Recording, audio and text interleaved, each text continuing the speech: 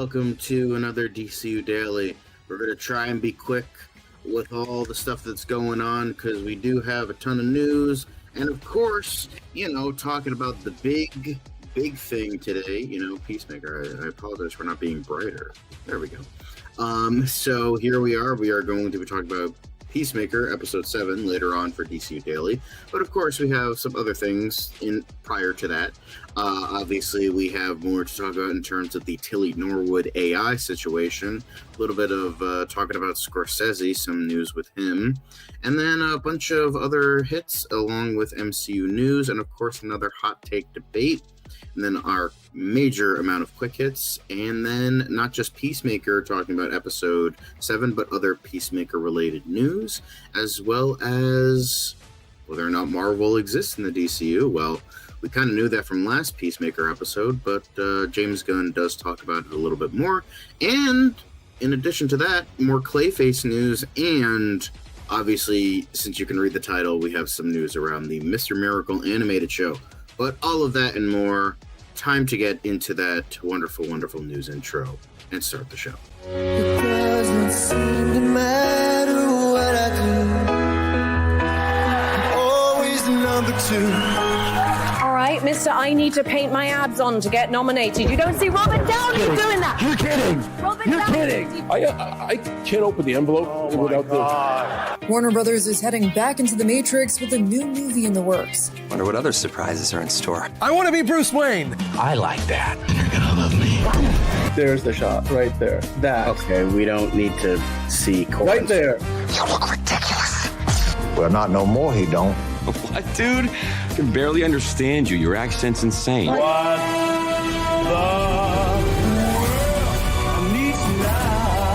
Give me a hand up. Nope, I'm actually okay. Thank you very much. Oh, wow. Wow.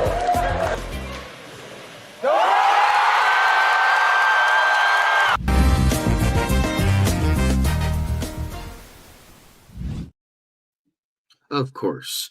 Welcome, everybody. I am John. Very nice to see all of you. Very, very nice. Hello.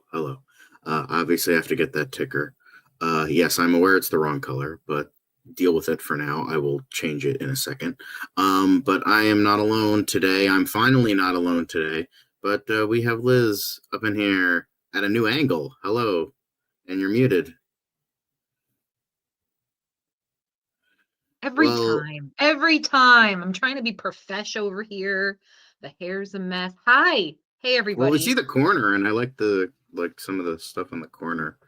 The studio is in straight chaos right now. So I'm in a different chair. That's why the angle is different.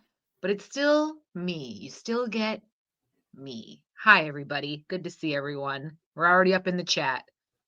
Hi. Of course. So, Lizz, how are you doing on this wonderful, wonderful Thursday? Yeah, Thursday. I have to do a double. Yes. Thursday, the whole day. The whole day. We still have a couple hours. Yeah, I know. It's just, it's been a long day. But D. Cole is here to join us, as well as Monique Rupley and Jalen Harris and Crytrix Media. I think also known as Manos. I think I forget. Manos. But is that Manos or is it Elite Easy? No, Elite Easy. Elite Easy is Dark Elite Eric. Guys, stop changing your fucking name. Jesus Christ! We can't do it. I'll change my name. Jalen, we can't do it, you guys. You gotta stop with this. Also, in honor of having to deal with a Nazi world, I do have my Captain America shirt. Yeah, so because I'm dealing with the Nazi world too with mine. So yeah, Taylor Swift is definitely a Nazi. Anyway, no, what the? She's Miss Americana. Anyway, technically Sydney Sweeney because she was in America. Don't go there, John. I will happily go there. Don't but start the evening. Yeah, this way, we can't start off with the giggles, unfortunately, for today. We do have to start out with some dour news. But considering the impact that this person made on the world, we do have to talk about it. And of course, that is the ever famous Jane Goodall, who was famous for who working with chimpanzees and being a chimpanzee expert. She unfortunately passed away at the age of 91 yesterday, so we wanted to talk about her a little bit because her legacy is very important to not just us, but the whole world, and her, research and her expertisms on the field she was in. So we wanted to talk about this just for a quick second. Liz, what are your thoughts on Jane Goodall and the impact she's made on the animal kingdom? Yeah, I was shocked to hear that she had passed. I literally had just watched a clip of an interview of hers a couple days prior. She was actually slated to participate in an event out in California when she passed. Tremendous, huge. She's the first person that's ever witnessed chimpanzees and gorillas using tools in their everyday life, and kind of just blew the lid off of the possibilities for further animal research, and has really set the tone. Because as a lot of people I'm sure know the history, Audubon became famous because they killed all the birds that they depicted in their stories, whereas Jane just literally sat and lived amongst them to learn about them. She didn't have to harm them. She didn't have to invade their space. She didn't need to capture them and hold them in captivity. She said, hey, I'm going to go to where they're at and respect their habitat, and look at all that we garnered just from that one experience. And it's snowballed ever since, throughout the world of research and animal conservation and world conservation. So she's just a force that, there's never been one like her. We probably won't see another one. I mean, we think about people like Steve Irwin, he's kind of the next, his kids are the next generation really there. Even my friend joked really that she was the Steve Irwin of chimps. I'm like, sure, well, I mean, it's oversimplification, but you're not wrong. No, but genuinely, would there be a Steve Irwin had there not been a Jane Goodall? You know what I mean? Exactly. So I mean, she even got her own. Pretty sure she got her own Lego minifigure. So I remember that where they released famous people, I think, and they had a Jane. She got her own Barbie too. Yeah. A banana and a chimpanzee, but it was I think pretty much what Dan is in the chat, guys. He's not going to join us today, but he's going to join us in the chat. But yeah, it's just it's sad to see, but it's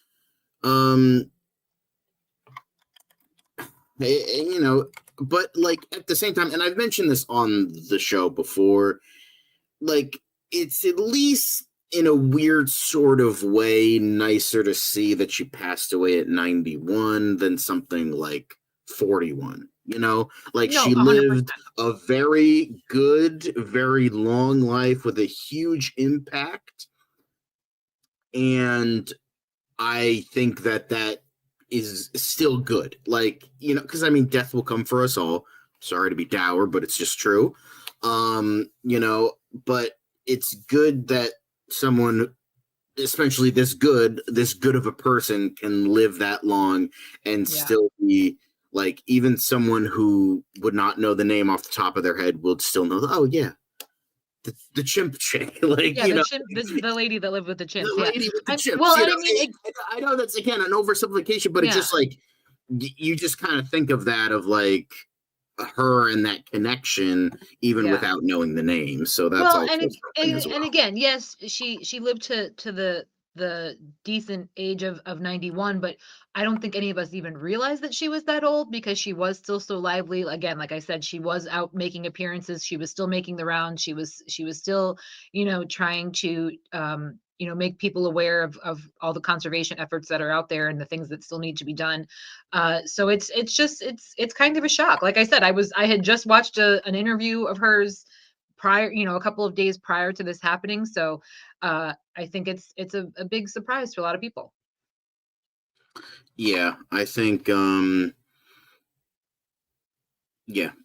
this is, a sad thing to see, but it's still a good, long, healthy life. And Leo DiCaprio even had something nice to say in regards to Jane Goodall, revealed his last words saying, "We all must carry the torch." And I think that is most definitely something that we all need to do, because like you hear a lot about like people being like, oh man, I wish this person was still here. Man, I wish Mr. Rogers was still here. I wish Steve Irwin was here. Hey, how about instead of sitting around and wishing that these people were still alive, and just be the person they would want you to be? See, I come from a very cynical place where I'm like, thank God Steve Irwin and Mr. Rogers aren't still here, because they would just end up getting hammered by all these trolls and incels on the internet nowadays. Like nobody is safe at this point. But anyway, yeah, I thought that was really nice that Leo said something. You know, she had worked with him on his conservation effort. He had learned a lot from her, made a lot of connections through her. You know, as we all know, he had that documentary on climate change, and she was a part of that. So it's it's really nice to see. Leo, Yes. I'm back on board with you, babe. You made me feel icky for a little while, but now I love you again.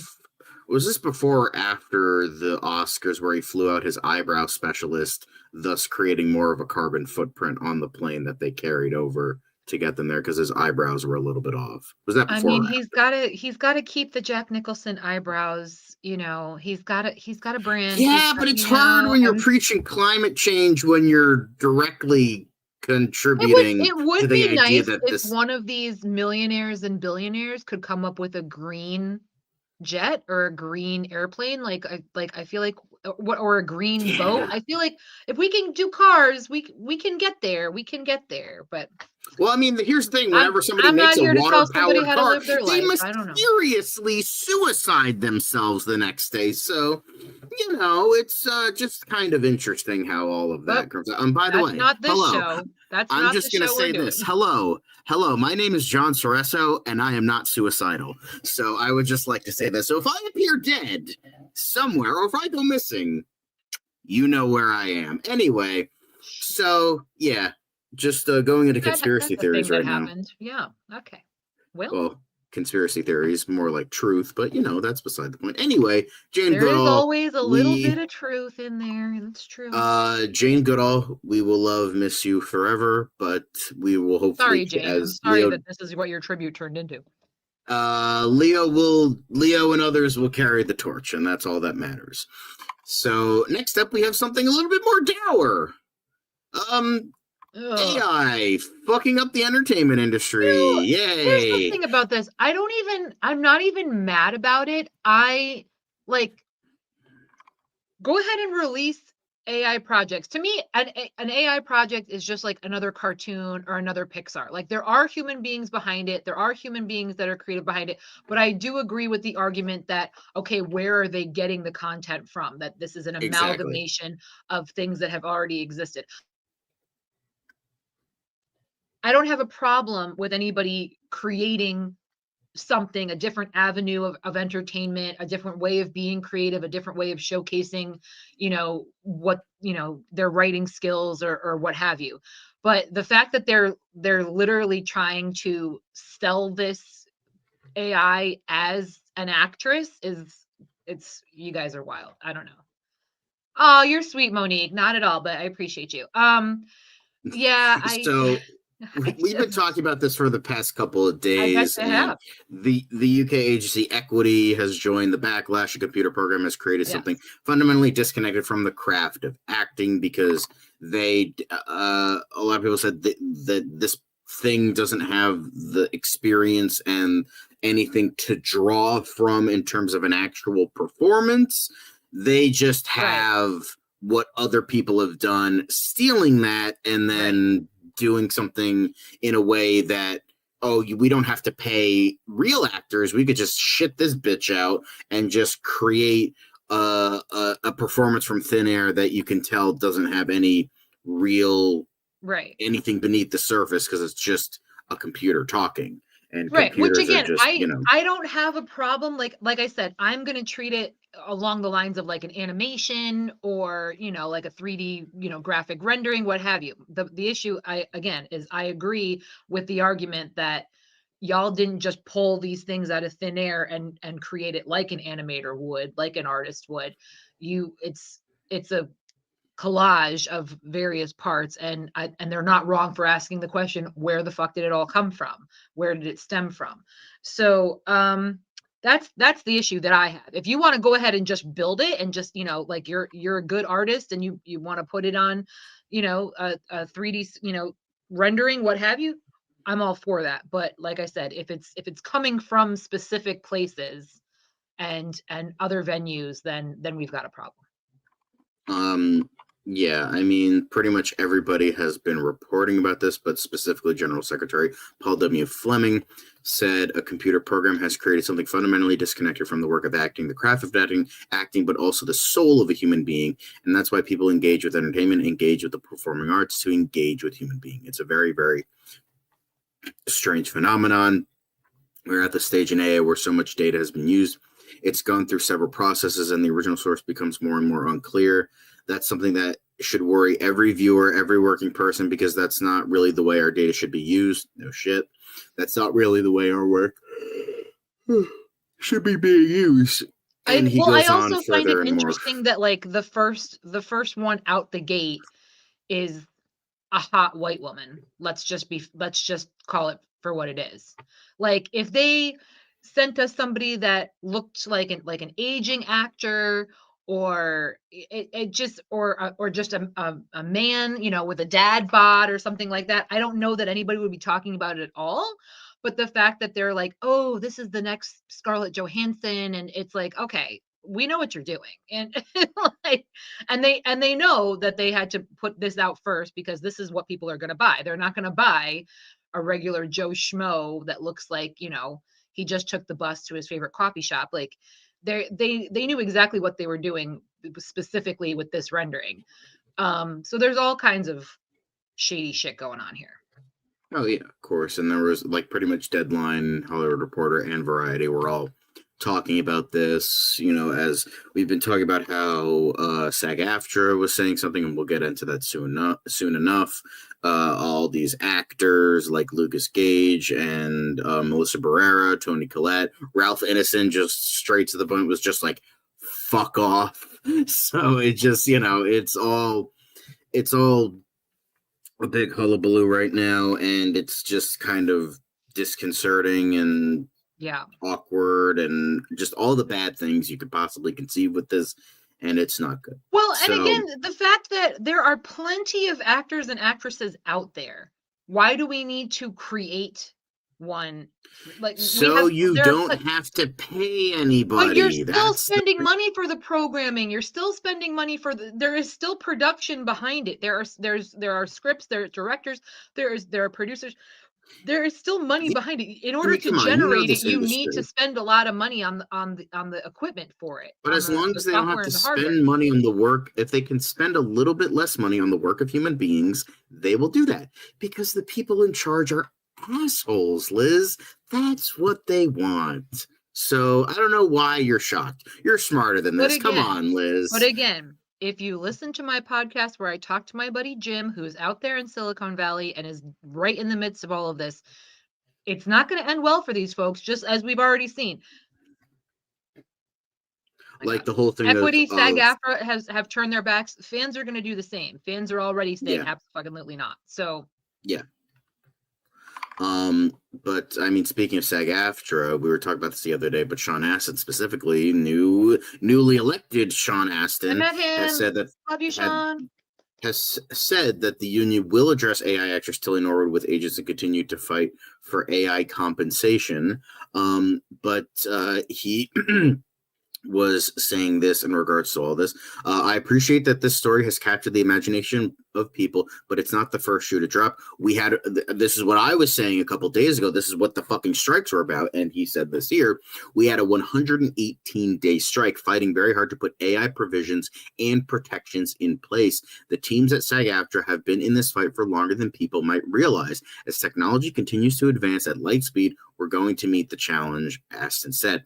Our agreement with the ATA is important, and we look forward to a healthy, constructive conversation with agencies to make sure that we continue to help each other. We performers rely on our agents' judgment and their good work and their sincerity, and they rely on our talent and our marketability. The real issue at play is how our work is exhibited and what kinds of permissions and compensations we get for its use. So essentially what he is saying here, like, maybe AI could be utilized better if you have the credit of who you're taking all these performance and acting. But the thing is, they don't care. Like, they don't care who they're drawing from, and they just want to, shit out this actress. They don't have to pay an actor like $100 million to appear in this movie, Robert Downey Jr., and they could just shit out a prompt and be like, okay, you act like this, and we spend pennies in comparison. Well, and again, we did have this conversation in the very beginning when they were starting to, with the deep fakes and things like that. They were talking about, oh, we can use actors who have since passed. We can get them into. Look at the AI stand at fucking convention the other day. Right. Well, but again, they did that with Harold Ramis, for example. I don't have a problem with that either, as long as it's done respectfully and with the permission of the family, like they got with Harold Ramis. So again, we were already kind of there, but like I said, the fact that the big question is, okay, like, we know where the Harold Ramis imagery came from. You know what I mean? Like, when you're using real people to portray themselves, that's one thing. But this is the big issue is, okay, we know you're extrapolating this from other people's work, and that's the problem. Right. And it's just a whole mess of certain things, and just a whole mess of the whole idea of it's gonna get worse before it gets better. That's the main thing. And this isn't going to be the only thing. We have a couple more AI-driven stories, but apparently your boy Jimmy Cameron over here on the Avatar 2 re-release, and why Gen AI, the one he has been propagating for a couple months now, is never going to take the place of humans. We need our artists. So James Cameron was saying this in regards to, he, like, a lot of people were kind of getting him the shit end of the stick because he was the one joining the AI thing. It's like, bro, you literally made 2 movies about this sort of thing. Why are you for this? And he's claiming that they're for the better. So, it's a lot. So he had a lot more to say, and he says that no matter what, at the end of the day, the way he wants to utilize AI is not going to replace the people like, what Tilly Norwood is seemingly going to be like, and how it's going to be like from an artist point of view and not from like an industry business point of view.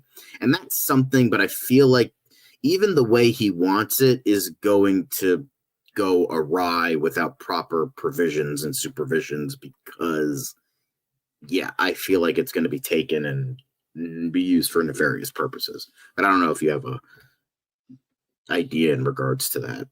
Yeah, no, that was always the concern too. Again, going back to even using, old images of actors to further their work. That was always the concern as well, as like, okay, well, just because we're giving you permission doesn't necessarily mean we want you to put that actor in a role that maybe they wouldn't have selected had they been with us. So there is a fine line here of consent, of just common decency, really.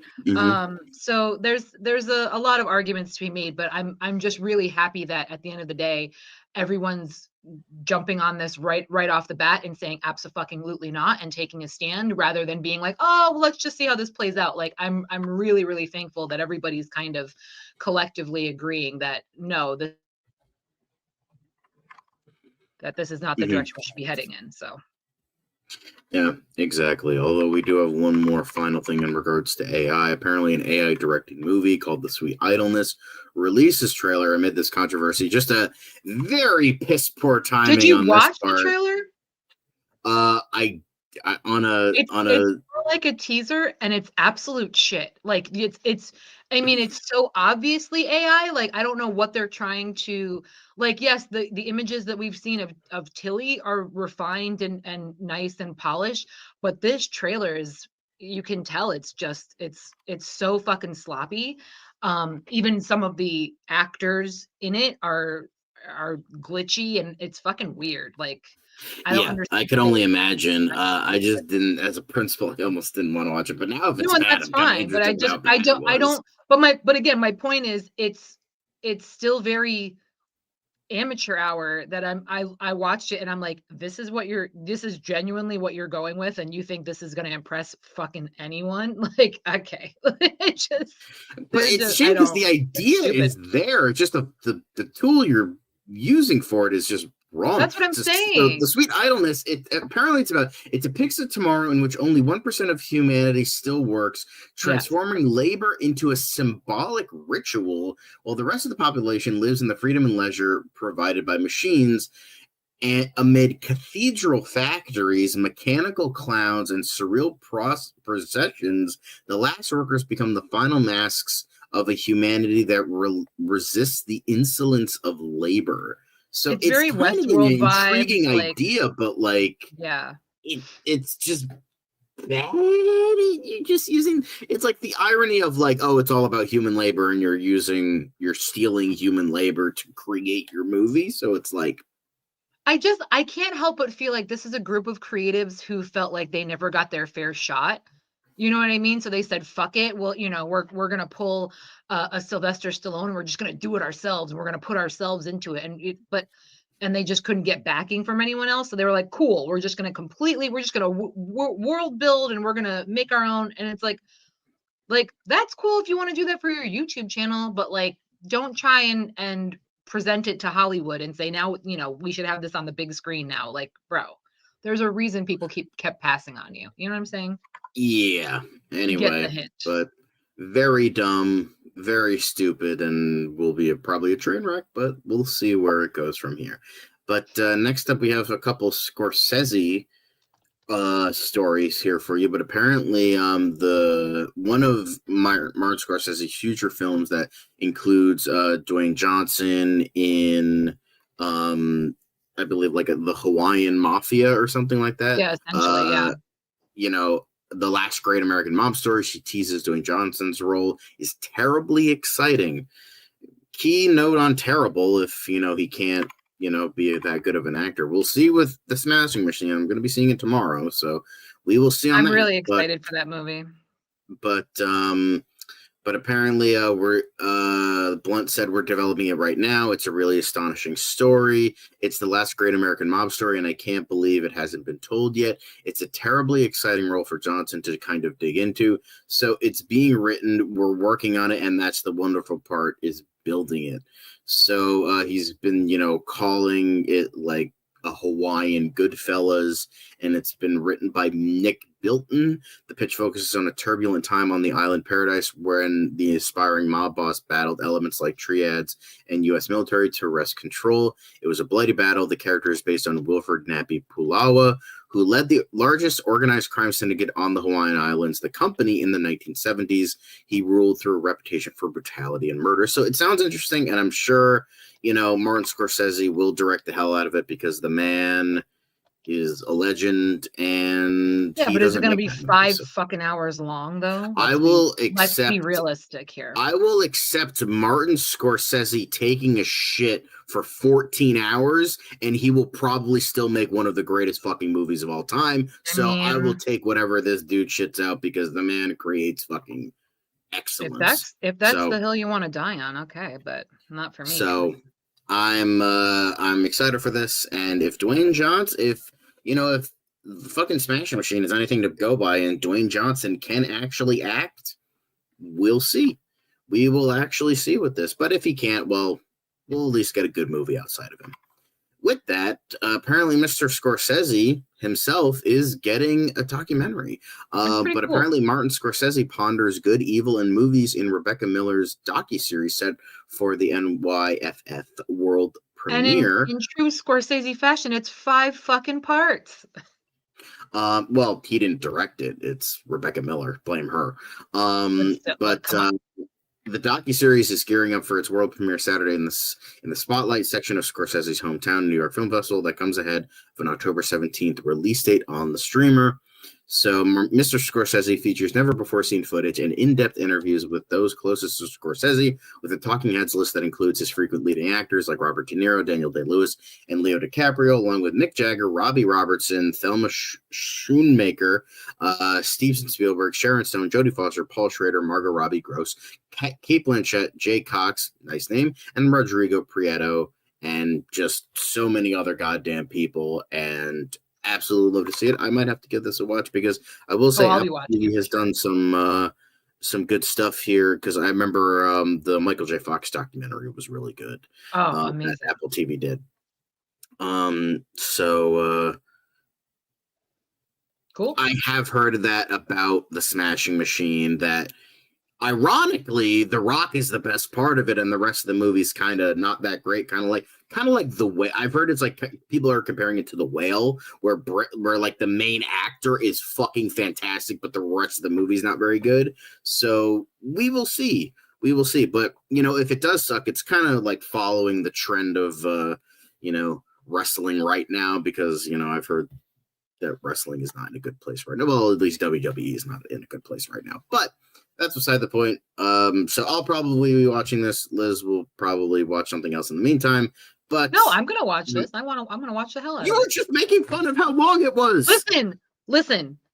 I enjoy Mr. Scorsese. I enjoy his films. However, and you can be honest here and still be a fan of his. You can be honest. Motherfucking shit's too long. It's too fucking long.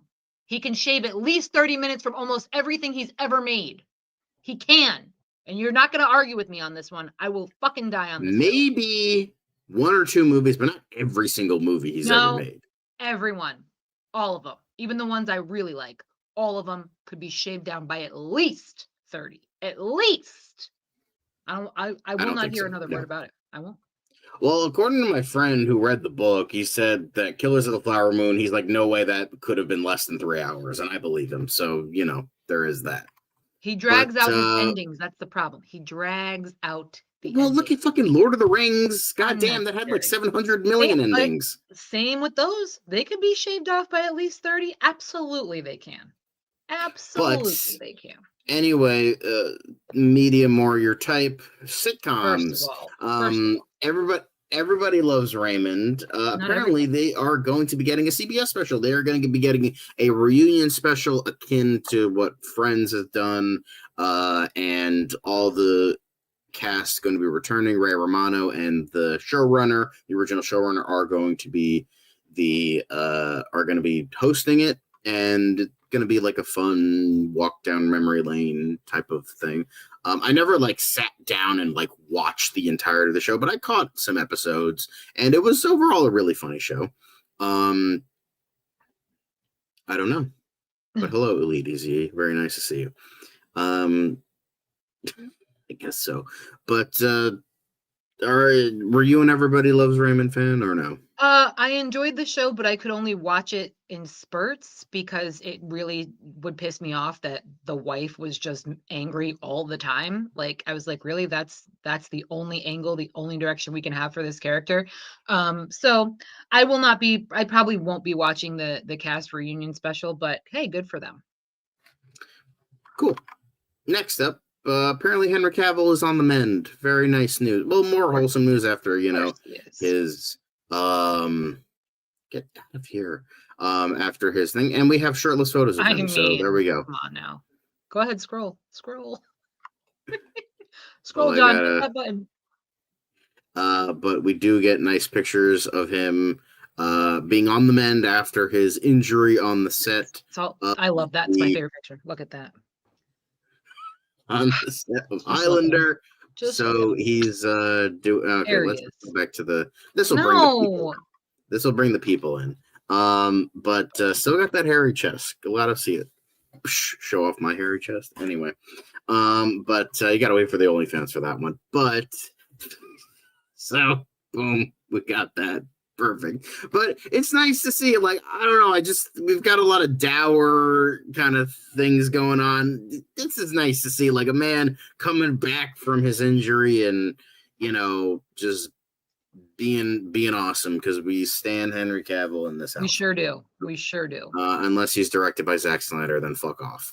But I mean, the rest of it is pretty good. We'll still. I could start singing right now, but I don't want the Disney lawyers to demonetize this and then cancel us. So, we will just. Although I don't think I would take a willing bet that, he does not eat that many eggs in a morning, but that's beside the point.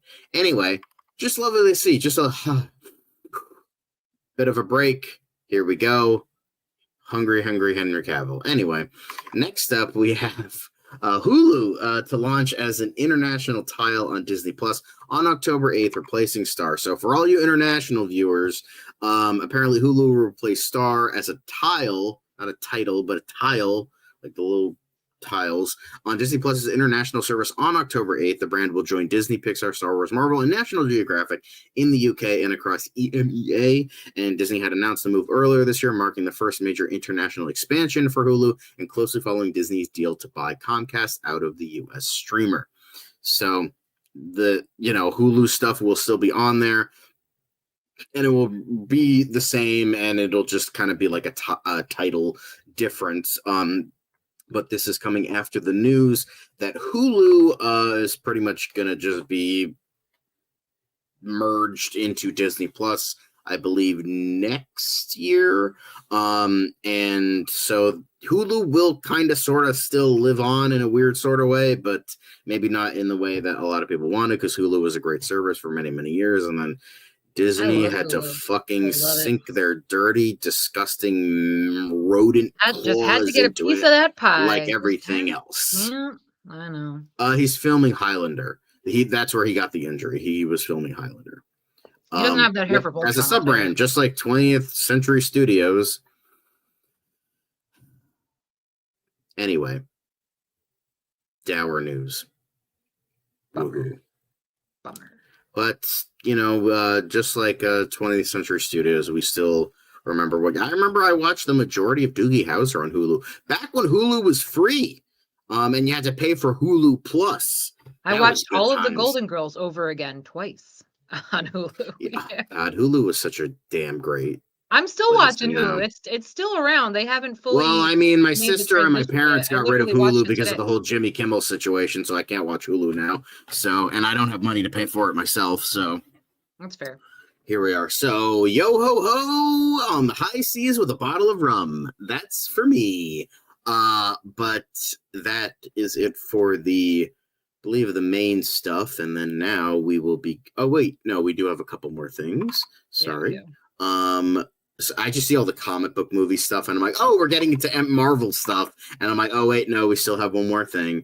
And speaking of Brendan Fraser, apparently Universal is still reportedly interested in reviving the original franchise with the main star coming back. But apparently, amidst a Lee Cronin's version that is coming into theaters next year, which is going to be more like the original Universal monster films from the 30s and 40s. Apparently, they're still kind of dead set on making the rumors. That is, it could be bullshit. The rumors have persisted that like a Mummy 4, whatever it is, aligned with the Brendan Fraser franchise, will be coming back. And, they specifically want Fraser back in that role. So we don't know if this is actually true or not, and people have been attached and all that stuff. So who knows if this is actually true. Would you be excited for this, or do you think they had its time? It's time to just kind of leave it be. Are you fucking kidding? No. Give me more of the Mummy. Give me Brendan Fraser. Yes, please. Yes. Give me more. I mean, I'm always happy for more Brendan Fraser. But you know what? I'm hoping though, because as we know, as he has historically said, he's had a lot of medical issues. He's had a lot of issues, with strain and injuries over the years. So if anything, I hope this kind of helps him on his health journey. I hope he gets back into better shape. I hope that they put him on the right track with some trainers, with some maybe even some dietitians that might be able to help, with his chronic issues that he has. So I think this is a good thing. I love you, Brendan. I can't wait to see you in the next Mummy franchise. Woohoo! Yeah, I'm excited for Lee Cronin's version because I think he did an amazing job with Evil Dead Rise, and I think it's going to be awesome. And I've been wanting them to do a more horror version of the Mummy since ever since I saw the original 30s movie way back when.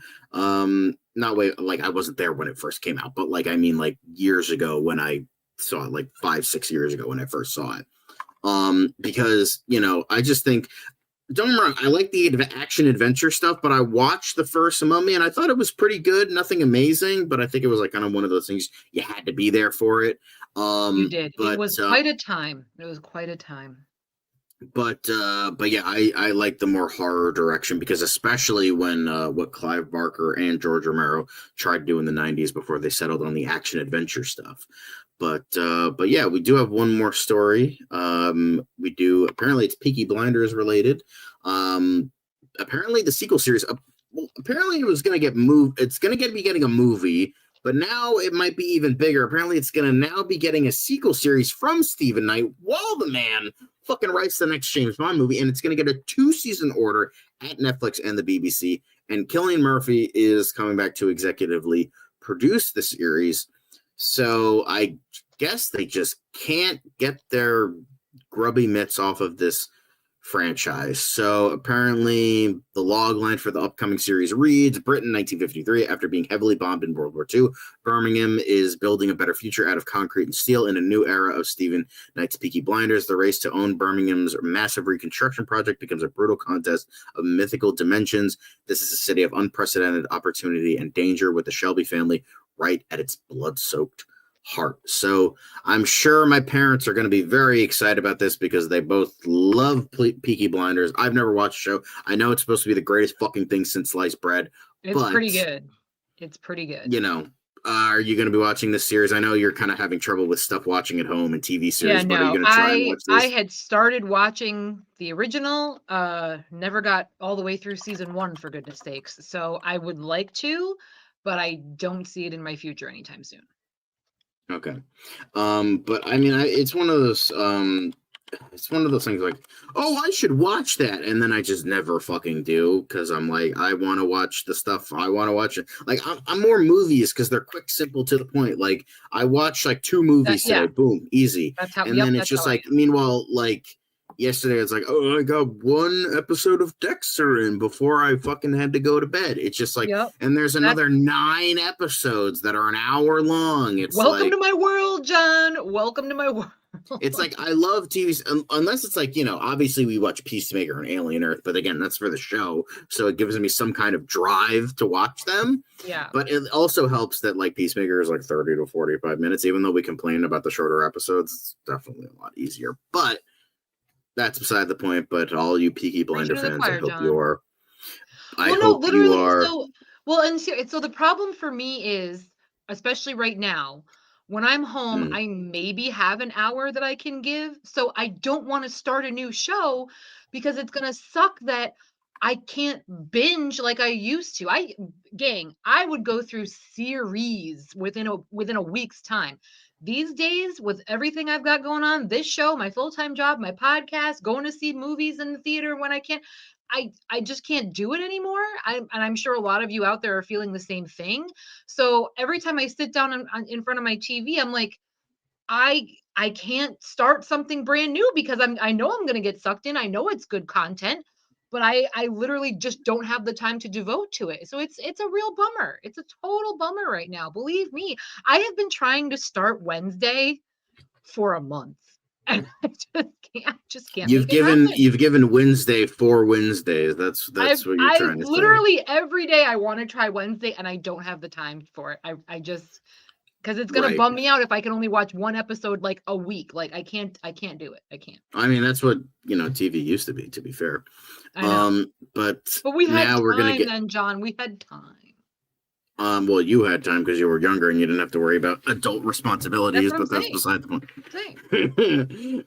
point. But yeah, so now we get into the MCU side of things. Well, the MTVU, because we're getting into the TV of the MCU, and apparently before the creative overhaul that I turned a god awful show into a kind of mid I one. will say I did watch Echo finally. Got through that. Yay.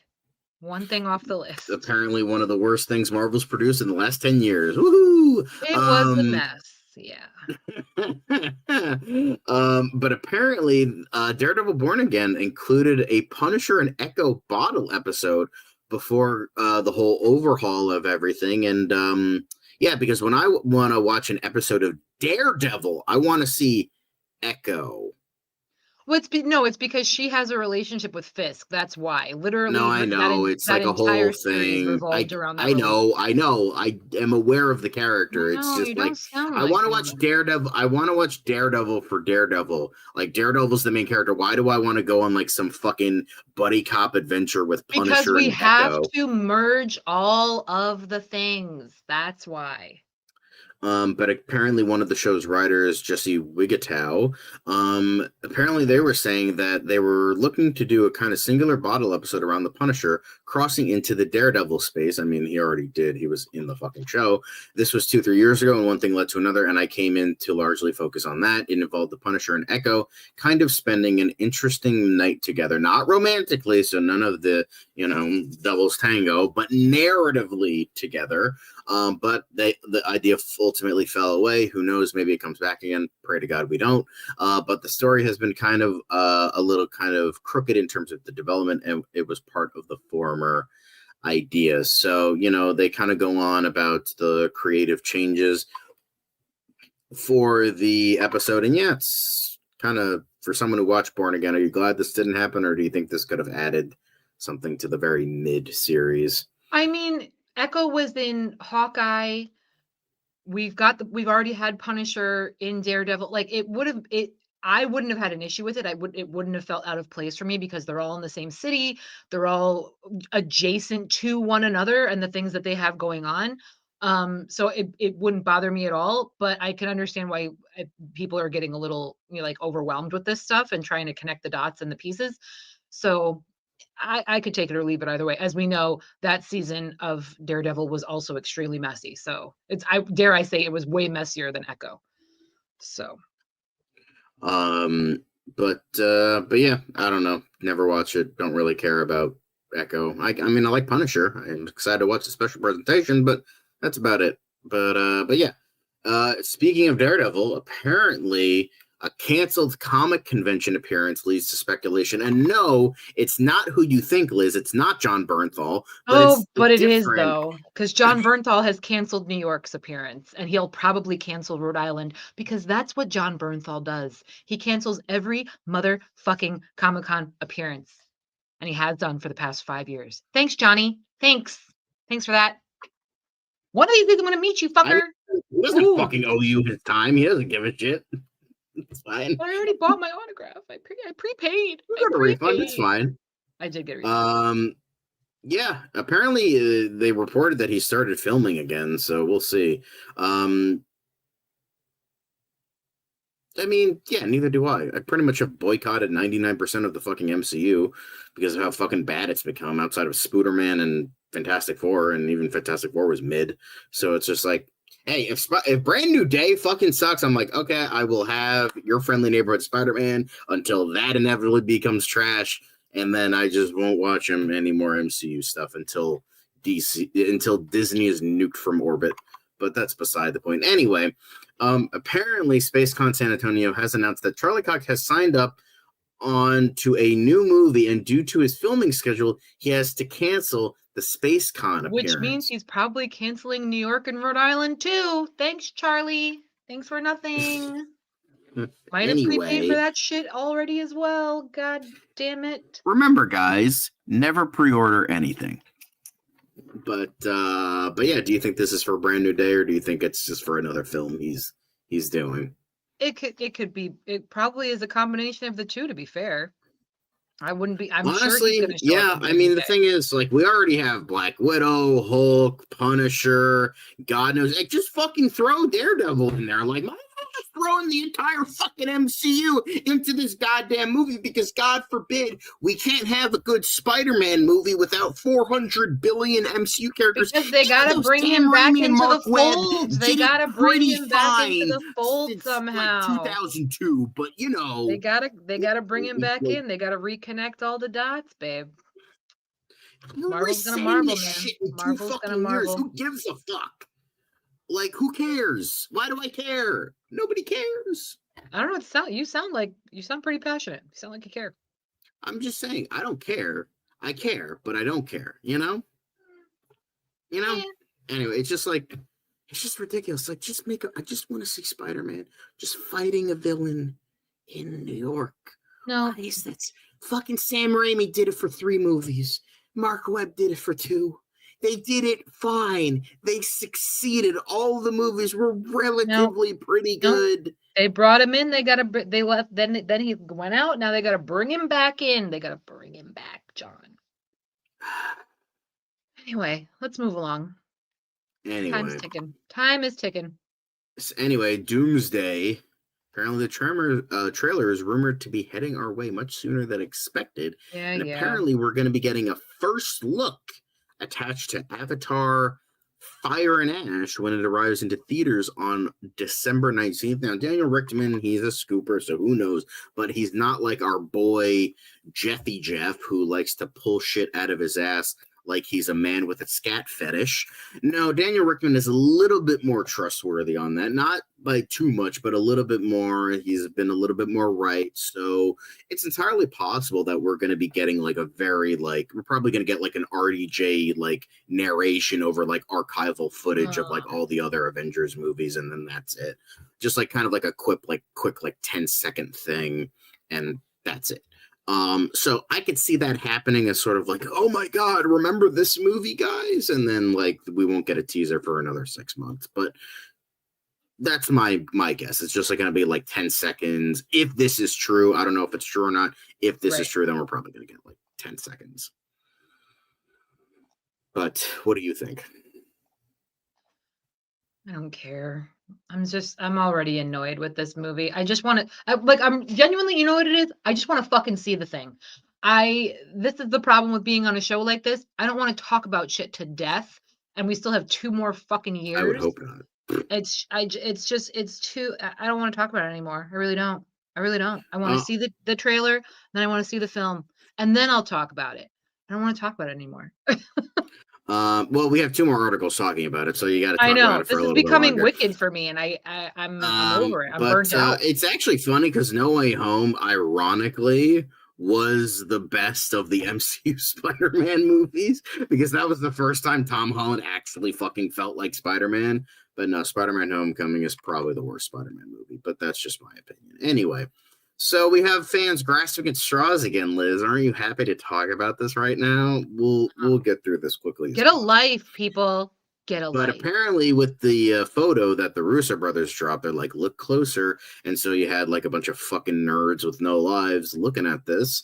And Eric Voss believes that the image is hinting at the return of Hugh Jackman's Wolverine with the light in the center of the photo shining directly on 3 metal beams that could represent Logan's iconic claw slash. Yeah, okay. Okay. Bro, there's not this for nothing. wonderful... Listen, I'm not to turn this into Taylor Swift hour, but her fans have come up with far better theories that usually are right. What the fuck? I can't. I don't have time for these. I'm just gonna say, bro. So uncreative. I mean, there's this thing called grass outside. I think it would be really good for you to just one of these days just touch it. I think that would be really good. Like, I'm saying that, and I look like, Reddit and a Reddit mod and a Discord mod had sloppy, disgusting fucking sex, and I was birthed out of it. You're not kind to yourself, John. I don't like that. So, just like, bro, just touch grass, fucking go to a bar, grab a girl, have sex, just forget some pussy. Like, it's just like... Or God some damn, dick if bro. that's what you prefer. Or dick, maybe you prefer that.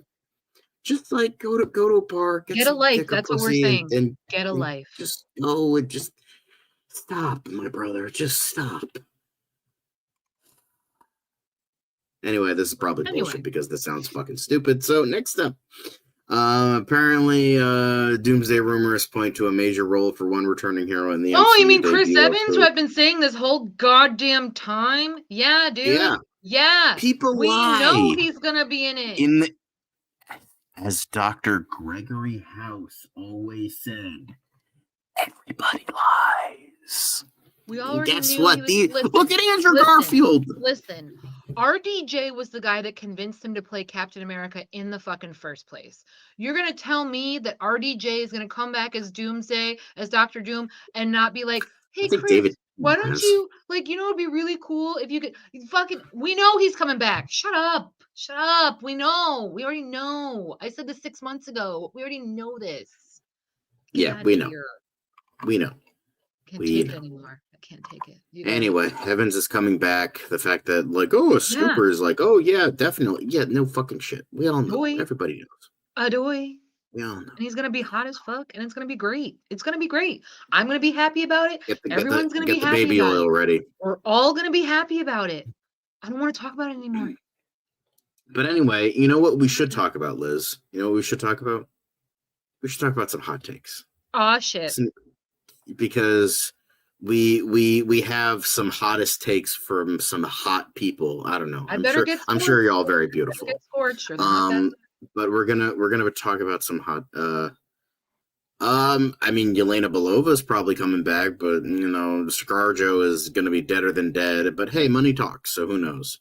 I mean, money brought out a bunch of comedians in the middle of Saudi Arabia, so there is that. So. No, but again, we're dealing with multiverse. We got a completely different Gamora now. We're gonna get that was time travel, to be fair. But I'm saying. Anyway. Not the place for it. Now we gotta get hot takes, the hottest of the takes. So I think a couple people might be watching actually, but the first one we have is this is the wrong one. Oh well. But I'm going to do that. Hey Liz, why don't you talk for a little bit? Hey everybody. Happy Taylor Swift Eve. Is anyone else gonna be getting the album at midnight tonight like me? And spend their entire day tomorrow listening to it and being transported to a land where things aren't terrible. I'm really excited for this one, you guys. And I'm not even a Swiftie. I know I've got this, but this is just to show off the fact that I went to the Eras tour. It's a little braggy. That's what I fucking do. That's why I go to Comic-Cons, so I can brag, Anyway, let me know in the chat if you're excited about the new Taylor Swift album. Also, do you guys think we're getting the Reputation Vault tracks? I do. I truly do. I fully subscribe to that conspiracy theory. Reputation is my favorite album. But hey, anyone else? Okay, nope. Enterprising doesn't want to talk about Taylor Swift. That's fine. Just talking about the news of the day, gang. It's still processing. Okay. Well, let's see. I think Black Widow will come back. I did this like 30 minutes ahead of the show. I thought I was being good, and of course I had to fuck it up again. I think they did Scarlet dirty, and I think they will bring her back. There's a little redemption. Yeah, I do think there we go. Okay, stop talking, Liz. Let's go. Let's start this. Anyway. And now we have hot take debate. We have the correct file. But the first thing was from Figure Drawing.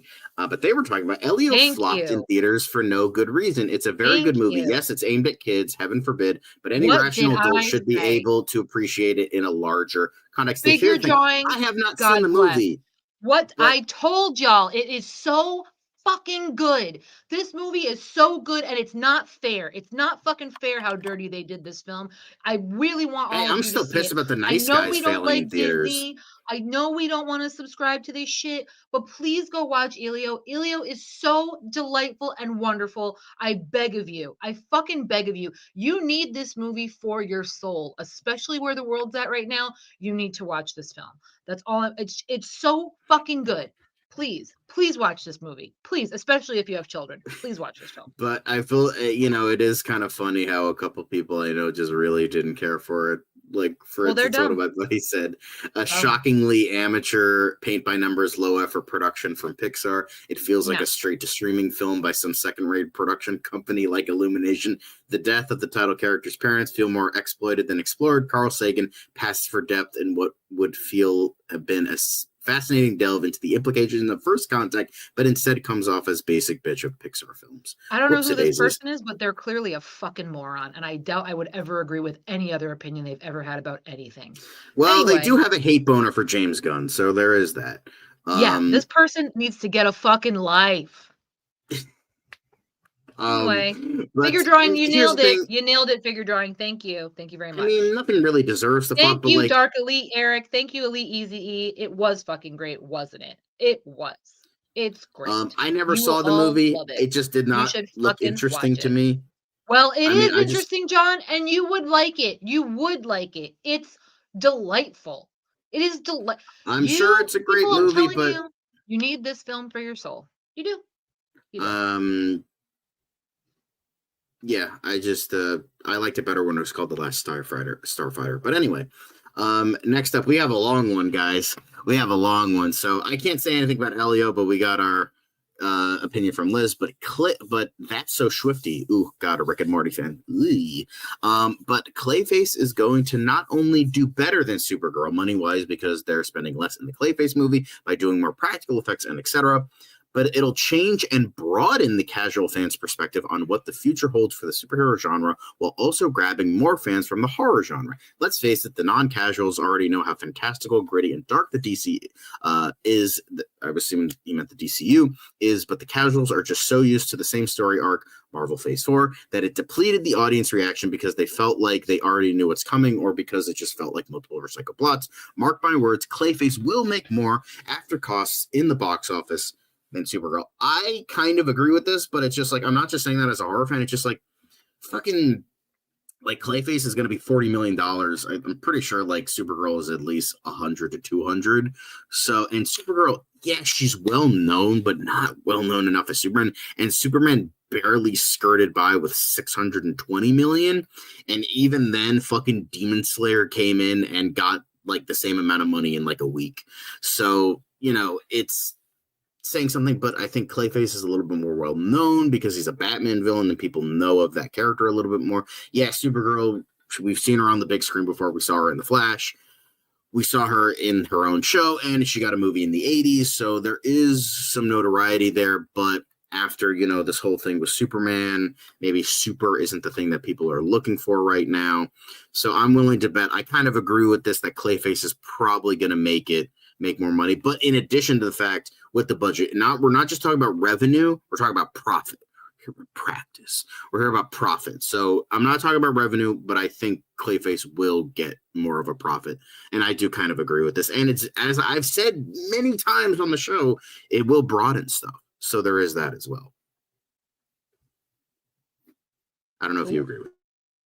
I don't know fuck all about Clayface, and the more you guys talk about it, the more worried I'm going to be that I'm going to be like really scared because as you also know I'm not a big fan of body horror.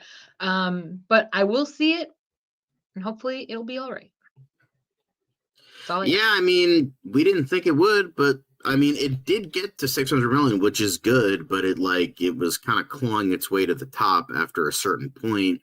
And it doesn't help that a lot of so-called DC fans like boycotted the movie and all that shit. So, you know, and the international audience was simply not there. They preferred to see F1. So there is that as well. But yeah, it's just like, you know, exactly. And, you know, it's coming out in, was it like 10 months? So they really got to get their shit together. I think we might be seeing something hopefully by like at least November. But who knows? Yeah, it's fine. Most people did. You should see the predictions. It was like mostly red, and then like a small group. I think. Yeah, but its streaming numbers are still really high. So yeah, people are. They're still really high. Yeah, people are still going to see it. But yeah, that's thanks to That's So Swifty. But I'm for the most part agree with this. I would say work on your run-on sentences though. But Game Freakness came in with a wild take, and he said, "Wild Wild West, great movie." Listen, it was peak Y2K, gang, and at the time It was for the vibes, you had to be there. Yeah, you had to be there. I'm not going to say it was a great movie, but I'm going to say I think back of it fondly, and I wouldn't mind watching it again. Because here's the thing, I rewatched, speaking of, like, looking it back on things fondly, I rewatched the Spider-Man trilogy in theaters, and, like, here's the thing, I liked Spider-Man 3 when I was a really little kid, because I thought Venom was, like, the coolest fucking thing ever, and then I realized it's really not that great of a movie, but looking back, like, watching Spider-Man 3 in an audience, with an audience, in a theater, like, watching, I'm like, it's not good, but I'm like, I'd rather take this than over, like, half of the MCU at this point. Like, I'll take this over fucking shit like Ant-Man and Captain Marvel. At least it has, like, some type of creative vision behind it. And I gotta say, the symbiote looks 1,000 times better than it does in any of the Venom movies, by the way. Like, the symbiote looks so fucking good in Spider-Man 3. I'm like, that's what a symbiote looks like. And holy hot damn. But it's just like, yeah, I think it's just like we've just become, like, we've been in such a creative lull for, like, most movies nowadays that, like, anything, like, from the past that had any sort of, like, creativeness behind it, any sort of vision, they're like, well, and listen, maybe it's not again, so bad. As I've said historically on the show, I appreciate movies that know exactly what they are. They knew that this was going to be cheesy and corny and goofy, and they went for it. They leaned right into it. So I have no problem with it. It's a vibe. I dig it. Like I said, it's not going to be in my top 10, but if it's on, I might give it a watch. Soundtrack is good. And John Peters did get his giant spider in that movie. So he wanted a giant mechanical spider, and he got it. He surely did. So, you know. But now we have another long one from That So Swifty. Like, I would say, bro, you need to, like, compact your stuff a little bit. But this is another take I kind of agree with. He said, I truly feel that if it weren't for the indie-styled superhero movies that came out, like Chronicle, Darkman, another Sam Raimi movie, Spawn, Unbreakable, Hellboy, Scott Pilgrim, and et cetera, we wouldn't even be getting live action, let alone animated movies of superheroes. Don't get me wrong, we had Superman and Batman, but by the time they came out, they became corporate, and it started to lose its touch after the first adaptations, so they stopped. But when these indie movies came out, it gave voices to corporations like WB and others, like, hey, there's actually a huge audience for this. And after that, that's when they went balls to the wall, dropping 3 to 4 superhero movies every year. I know it's been said in interviews with Gunn when he made some of his older movies, but still. And I kind of agree with this, because Jon Favreau and RDJ said over and over and over again that Iron Man was essentially a big budgeted indie movie. Like, that's, like, kind of what it was. I mean, the movie that really catapulted Marvel into the big budget blockbuster game was an R-rated vampire movie starring a black man in the 90s. Like, that's not, like, that says a lot. Like, that says something. And I would say Chronicle's a little bit too late, but we were getting all these weirdly, well, you know, you did have, like, all the big budget Batman movies that were coming out, and they were great. They were cultural phenomenons. Of course, I'm not diminishing the greatness those movies did, but we were also getting, like, kind of these weirder movies and TV shows and, like, kind of like these weirder things where it's like, and I think people kind of noticed that, yeah, they might not have been the biggest things ever, but they left some kind of impact, and Blade probably being the biggest impact, because that really started everything, you know, and that really made everything just kind of click into place for a lot of people. And I think because that inevitably, like, then we, like, because of, you know, Blade, we got X-Men, then we got Spider-Man, and then it catapulted that into the 2000s, which was very experimental, and then we eventually got the MCU. So I think that says a lot in terms of, like, the whole smaller projects, and then seeing that and making what we now know of this big cinematic universe as of today. So yes, I know he's trash. But, you know, that's I don't know if you have any thoughts on this. Yeah, sure. Okay.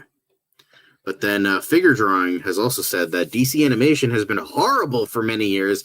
At this point, they might as well focus on CGI, as that could offer something fresh instead of the cookie cutter tripe currently produced. Now, I don't think it's been terrible for, I don't know how you define years, but ever since I think Long Halloween, after that, everything kind of started to tank. The Tomorrowverse started really well and then kind of tanked by, War World and Crisis and all that stuff. So you have that. So I think hasn't been great for a couple years, maybe not many years, but I kind of agree because I think DC animation used to be like so fucking good in like the mid 90s, and now it's just kind of not so great anymore. Like I understand Bruce Timm. I'm not a huge Bruce Timm fan, but back when he was with Paul Dini and Dwayne McDuffie, they created a lot of great stuff. But I think even he kind of knows, like, I need to step away from this. And I think Batman Soul of the Dragon was the last one he did, and then he walked away. And we had some good stuff, and then it kind of tanked after that. But yeah, I don't know. DC kind of has shit comic books today too, so there is that. Yeah, Cape Crusader was not very good, but that's beside the point. Courage of Commandos was good, though, but that's under the net of the DC, so I don't know if figure drawing is counting that. I could have seen him as Mysterio. Most definitely.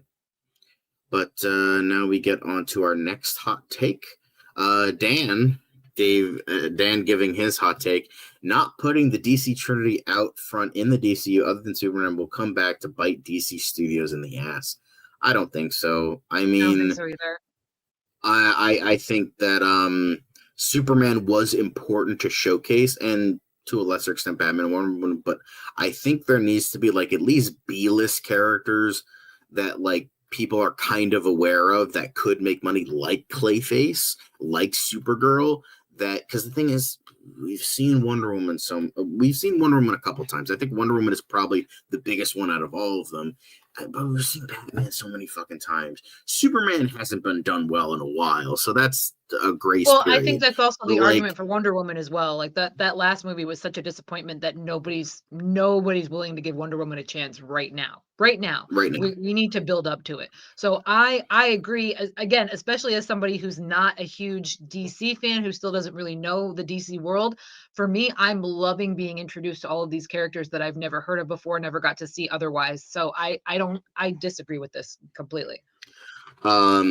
Yeah, and it's just that like would it have been nice to have like a Trinity movie, or maybe just like, yeah, sure, but like I don't think it's gonna like bite them in the ass. It's just like, you know what will bite them in the ass? If fucking WB merges with Paramount or another one of these fuckwads and then just fires Gunn and everybody else, that's gonna bite them in the ass. But like, David Zaslav being a greedy businessman instead of a proper, visionary, but these corporations aren't headed by visionaries or artistic people. So he just wants to make a quick buck, flip it, and move on. So, because he's a fucking asshole. But, I don't think, I think the best decision he made was hiring James Gunn. I just got to fix myself a little bit. But yeah, outside of that, obviously, I agree. But I don't think lacking Trinity is going to bite them in the ass or anything like that. But last hot take, James didn't have a clear path for the DC from the beginning. I think he has a clear path. I disagree with this. I think he had a clear path, but I think he just grabbed all the projects that like he kind of had ideas for and just shit out an announcement. Like David says, like, okay, we need to do this thing for the stockbrokers. We need to do things for the board of directors here. Shit out a fucking announcement so that we have something and get people excited for this reboot. And then so they shit out something, James Gunn talking about all these projects, and half of them are probably not going to happen in their original forms, and they're going to move on. But like, I think he had a concise vision of like an overall timeline. I just don't think because he said many times, none of these are greenlit. They're just announced, and we are probably not going to get them in their current forms. But I don't think he planned for that. I think that was a David Zaslav move. I don't think that was a James Gunn move. So I think that was just to please people. So, okay, that's certainly interesting. So we'll see in regards to that. But Elite Easy saying rushing out a movie just to have Batman and Wonder Woman would be more damaging than Gunn Star Wars / only greenlighting what's done. And exactly, I agree with that. They don't want to rush these movie out with a good idea of exactly. And Liz saying, and James doesn't want origin stories. Still, I have no problem with them randomly showing up, but I don't think they need their films just yet. So yeah. Well, I mean, we talk about superhero fatigue a lot, right? But the reason Marvel works is because they branch off from the same characters. Yes, we do go back to the well on occasion. We do try to bring everybody in because Marvel recognizes we're all in the same universe. So yeah, it would make sense if Wonder Woman or Batman were mentioned or showed up alongside somebody else or whatever. But for them to continually get their own films, that's what people are getting superhero fatigue, at least on the DC side with. It's like, yeah, we get it. Those are your three big guys. Okay, cool. But you have a whole myriad of other characters, as we have learned. Think of all the characters that have been introduced within the past year alone.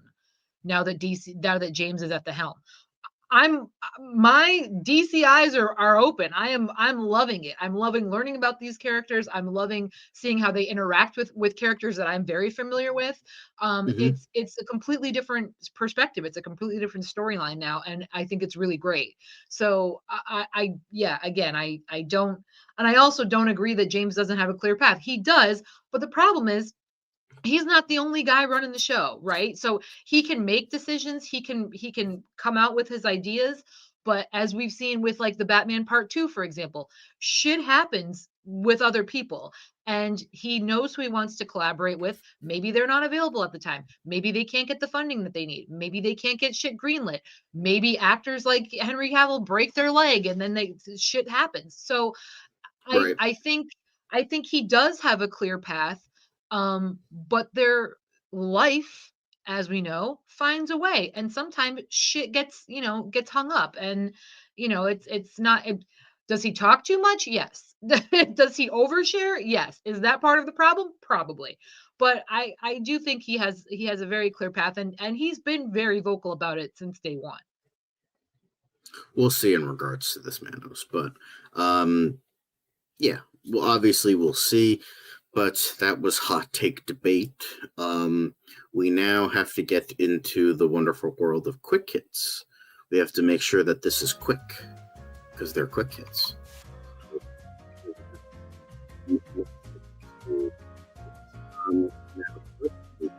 Is Quiet Place Part 3 has moved to a later date in July of 2027.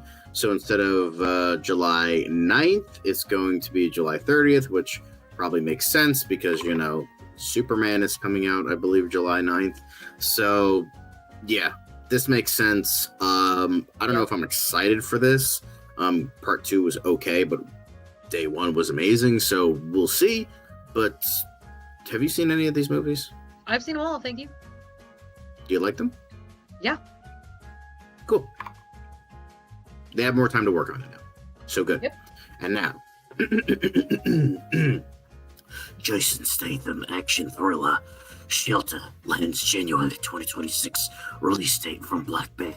So that's literally why I included this, because seeing Jason Statham, I had to do a Jason Statham impression. Fellow bald man, had to do it. So if you're excited, boom, you have another Jason Statham movie coming out in January of next year and only like 3 months away. So nice.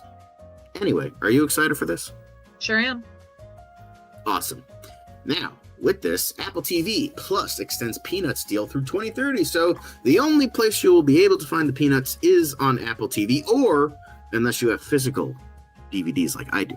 But very excited. I have heard that their specials and shows. I know they recently did the Franklin one.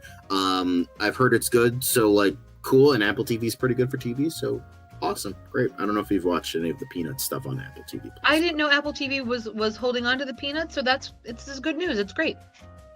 Cool. Now I know. Although they were kind of assholes that nobody else could show the specials during the holidays, but outside of that, pretty good. I don't care. Proprietary, whatever. Do what you got to do. Anyway, but next up, Finn Wolfhard mounts a biopic on 80s band The Replacements. Very exciting. Hopefully he's not directing, because I've heard his Hell of a Summer movie is quite terrible, but you know, not the worst. Cool. I've seen it. I liked Hell of a Summer. No, well, I guess he's working with his dad on this one, so the two of them are writing with it. His dad. Yeah, I like him. I'm looking forward to it. I love anything that takes place in the 80s. So cool. Awesome. Next up, NBC Universal and YouTube TV strike long-term carriage deal ending blackout threat. So all you people that watched Sunday Night Football on YouTube TV, well, you don't have to worry about a blackout anymore. This was the breaking news. That's why I included it. So I was like, I might as well include the breaking news, even though neither of us watch sports. Because do you care about this, Liz? No. Cool. Great. Moving on. Anyway, so amidst the Bad Bunny controversy, I use controversy very loosely in terms of the Super Bowl halftime show. Keep forgetting Puerto Rico is not a part of America. You fucking ignorant. For all the racists, you mean? Anyway, but SNL promos with Bad Bunny, Doja Cat, and Chloe Salamander tease season 51 premiere. Very exciting for all the SNL folks, all 3 fans that still watch the show. But very cool, Bad Bunny. Honestly, I might just start listening to Bad Bunny just like out of spite, just because these guys are being assholes. Listen, he's a great actor. He's a great performer. He's a good actor. I thought he was great in Happy Gilmore too, but that's just me. But Bullet Train, baby, Bullet Train. Come on now. He was in that for like fucking 2 seconds, and then he was great in the 2 seconds he was in it. First of all, honestly, same. Yes, but it's just so funny because like. Here for it. Gangnam Style, which by the way does not have a single word of English in that song, still has the highest number of views on YouTube. So it's like, just saying. Anyway, but that's neither here nor there, and this is gonna bother me. I hate how the Gangnam Style at the Super Bowl would be fucking lit. Kendrick Lamar lit it up with calling Drake a pedophile, so there was certainly that. Yeah. But you know, anyway, let's move on. Apparently, Presumed Innocent season 2 is not going to follow the book because they already adapted the book for season 1, so they're going anthology with it. They're going like a Castle Rock American Horror Story thing with it, where it's going to be a different thing, not going to be about Jake Gyllenhaal. It's going to be its own thing. Very interesting. Did you watch Presumed Innocent on your TV binge or no? I didn't even know this was a show. I didn't know Jake Gyllenhaal was involved. I might have to add it to the list, as I do love me some Jake Gyllenhaal. Yeah, knew nothing about it. So cool. I've heard it's good. My parents said it was good. Okay. Next up, Kill Bill, The Whole Bloody Affair sets first ever theatrical release for December with 70mm and 35mm presentations. So Kill Bill as one whole movie, Volume 1, Volume 2, together. Gonna be in theaters for a little bit for these certain presentations. Are you gonna try and see this if it's available where you are? I should be able to make that. Yeah, I got nothing going on in December. Cool.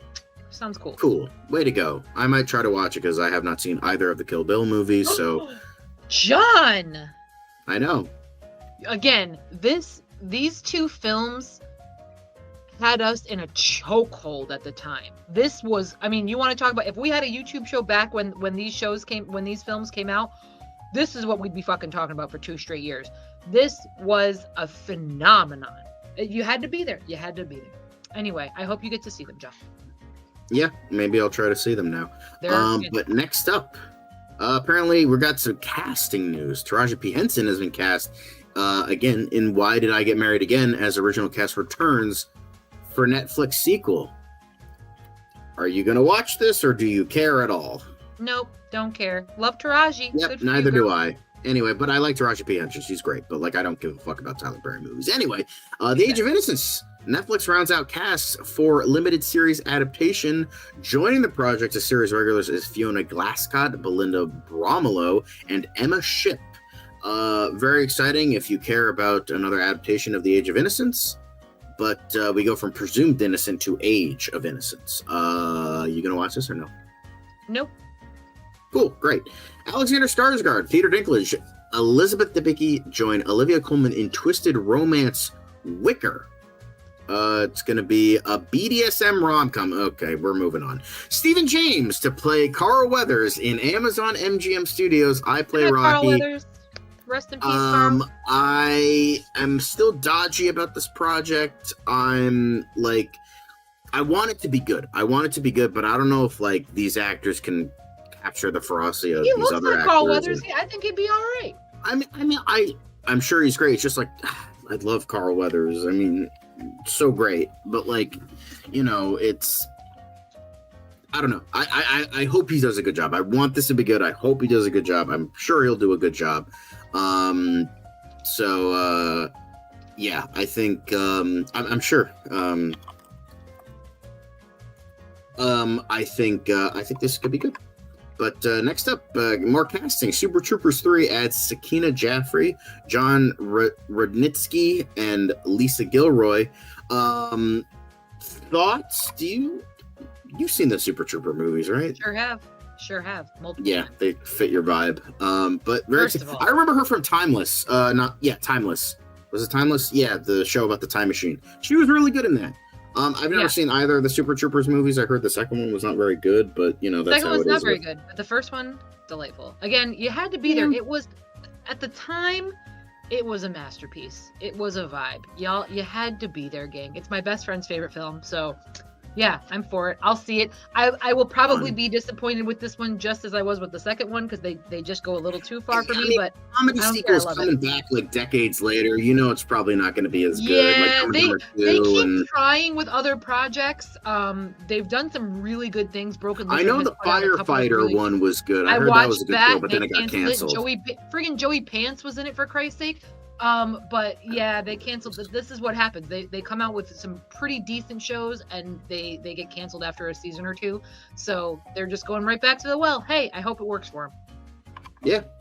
Next up, fun trailer for R.L. Stine's Pumpkinhead, not the Pumpkinhead with Lance Henriksen back from 1988, although it does name drop it in this article. But apparently it's about a kid. His brother disappears from existence, and he has to figure out what the fuck is going on before he's gone forever. Seems cool. You're very cute. It's made for Tubi, so it's probably going to be cheap and not very great, but could be a lot of fun if you're into that for this lovely spooky Halloween season. I had to include a spooky project in there because, you know, got to talk about spooky things. It is October. I saw the trailer. It is going to be plenty spooky. So, but Tubi is base because Tubi is the best streaming service, and I will die on that hill. That's a hot take. But next up for a trailer. I would agree with you. That's how I got to watch Spinal Tap. Thank you very much for the recommendation, John.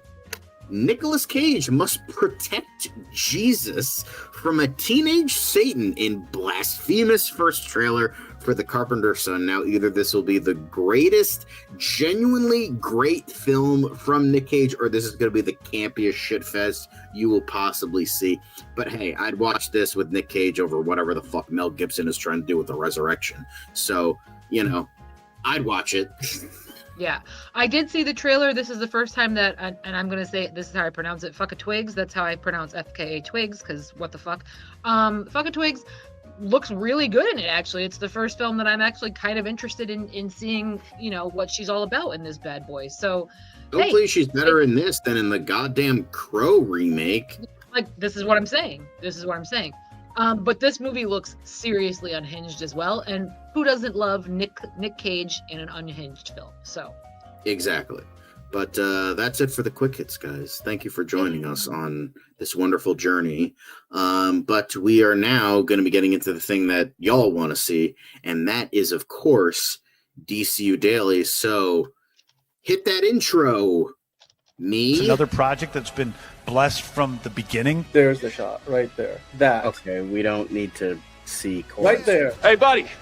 Eyes up here. Now you want to get nuts? Let's get nuts. Here we go. Victory mine. Ask me how am I doing? I'm telling you, really, I'm doing sublime. I never wait in a stewardess line. I just go do it. I'm moving my time. Really had nothing to do with it. How am I moving? I'm moving like you want to shine. Follow my lead. Don't listen to lies. I had to put me all in the line. That's why I know that victory's mine. I prefer Jared Leto. Hunka hunka!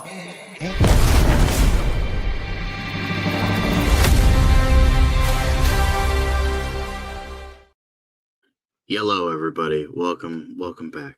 Here we're gonna go. There we go. Welcome to DCU Daily time. I just realized I forgot to do the hot take debate intro, but that's okay. But here we are. We're here to talk about so many things. The biggest thing is Peacemaker, but we'll get into that soon enough. We got to start with the intros. Hi, John. Nice to meet you. We got a couple more people in the chat. Emo Nerd Girl just in time for DCU Daily. Perfect timing. We're going to be talking about Peace. Although if you have not watched Peacemaker, then I would say maybe skip the beginning part of DCU Daily. But yes, indeed, 1A.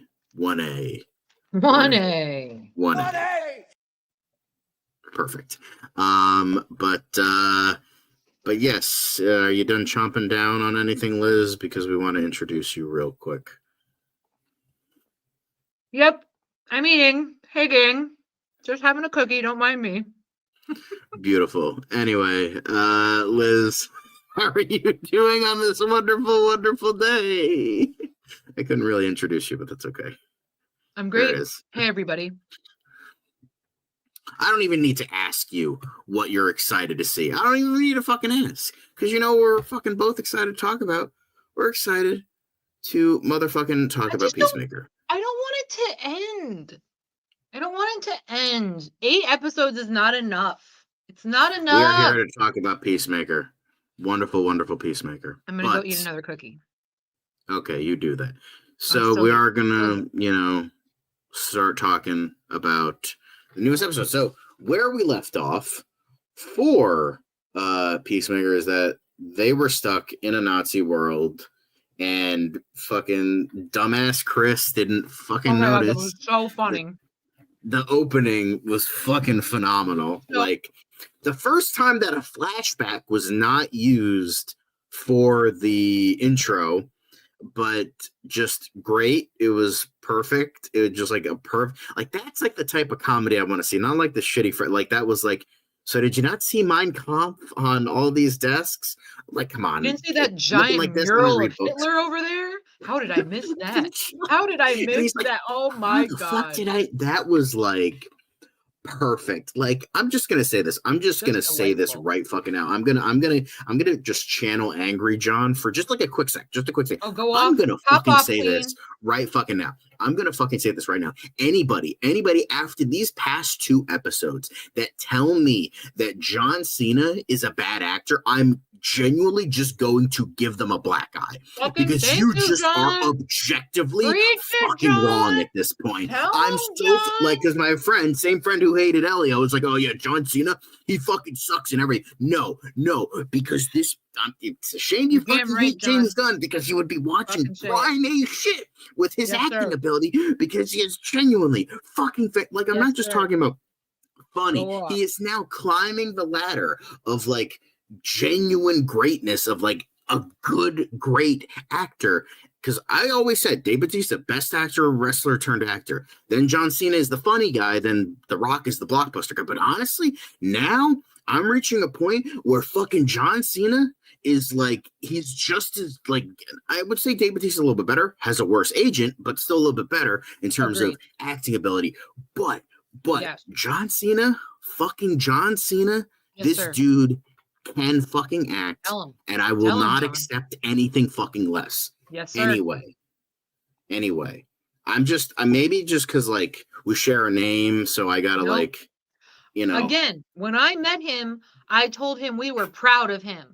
I told him, I said, you are killing John it with Cena wouldn't give Peacemaker. anyone a black eye on purpose. He's too, like, outside of the wrestling ring, he wouldn't do that. He's too nice. He's too much of a lovely human being. He is so goddamn nice. He's so nice.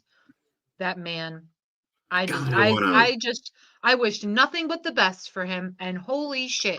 You know what, John, if you're watching this, I know you're not, but if you are, he did deserve an Emmy. You're correct. I hope both sides of your pillow are cool tonight. Yeah. Anyway, sorry. Let's.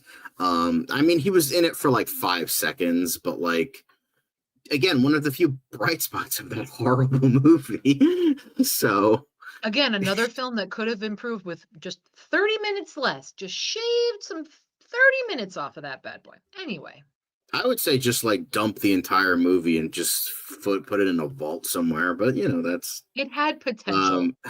I knew what you meant. I'm just saying, I'm just being silly. Anyway, sorry, let's get into the actual episode before Liz has to leave. But I will say this in regards to this episode. I will say I did expect a little bit more from this because this was like the last episode that we've gotten for. By the way, if you haven't seen the episode, please watch. Like, this is going to be spoilers heavy. So, like, if you haven't watched the episode, please go watch it and then come back because we're spoiling stuff here. And make sure not to spoil it in the chat. We've already. Let me put the banner up. Let me put the spoiler banner up, and then you'll know. And then it's up. Anyway, it's up. Sorry. Let's go.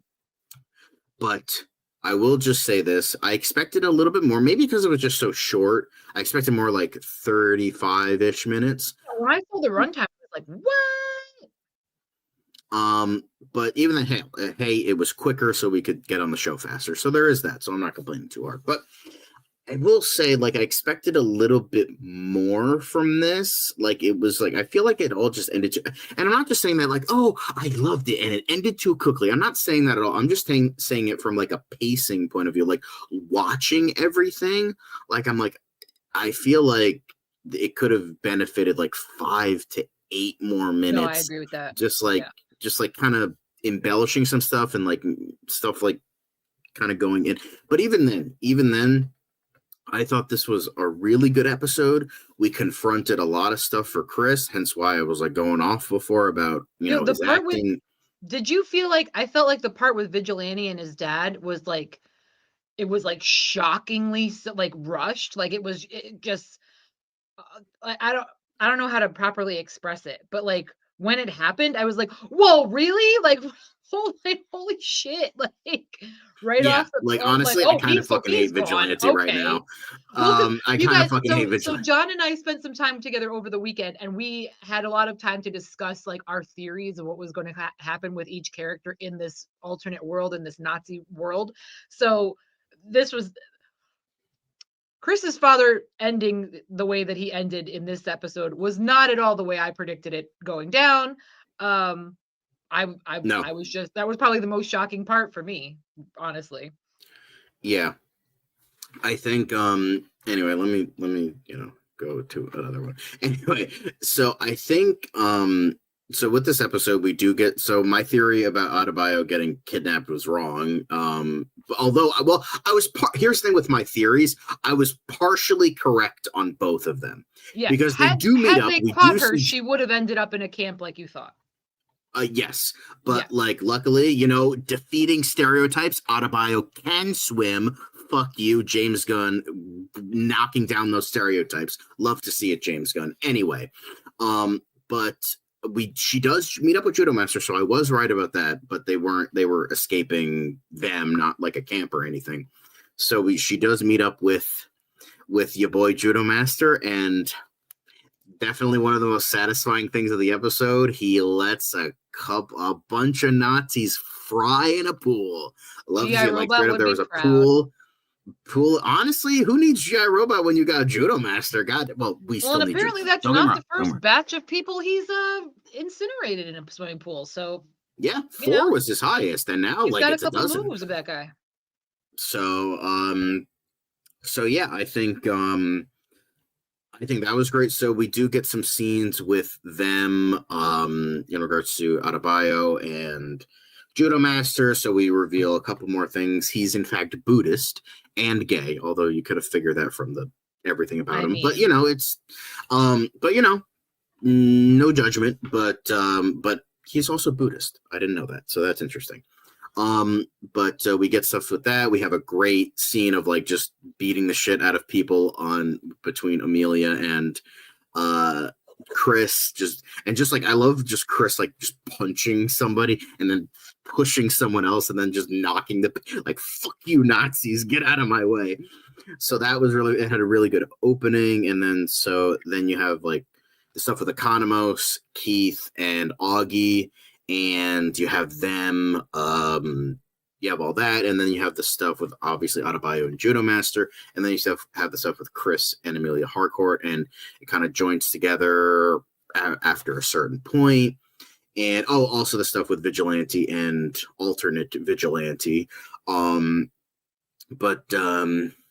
So yeah, I think that this was overall, a good episode, but I feel like I'm kind of torn on the next episode, but we'll get into that soon enough. But overall, I think it had some good action. It had some really great, like eventually everything comes together. They are escaping. Went down, gang. Some serious shit and went the down. big shocking moment. This obviously the guy from Sydney from Superman, one of the henchmen of Lex, he does appear here. And he does help them, help Rick Flag and Sol Rodriguez, Sacha Bordeaux find the portal. And what I loved about that scene, by the way, I'm kind of going all over the place, but I'm just like, I literally just watched it. I still haven't really thought about it, so I haven't had a clear, concise view of it. Apologies. Yeah, we're explaining things without really explaining anything. Yes.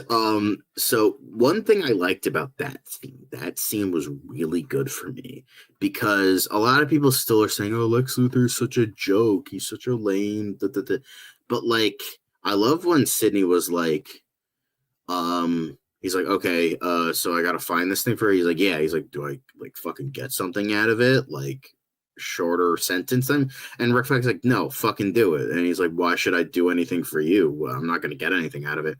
Because that Rick Flag is like, "Well, Lex Luthor said you were going to do it, so do it." He's like, "Well, whatever." He's like, "Oh, do you want me to go tell Lex Luthor that his best boy didn't fucking go and do this thing for him?"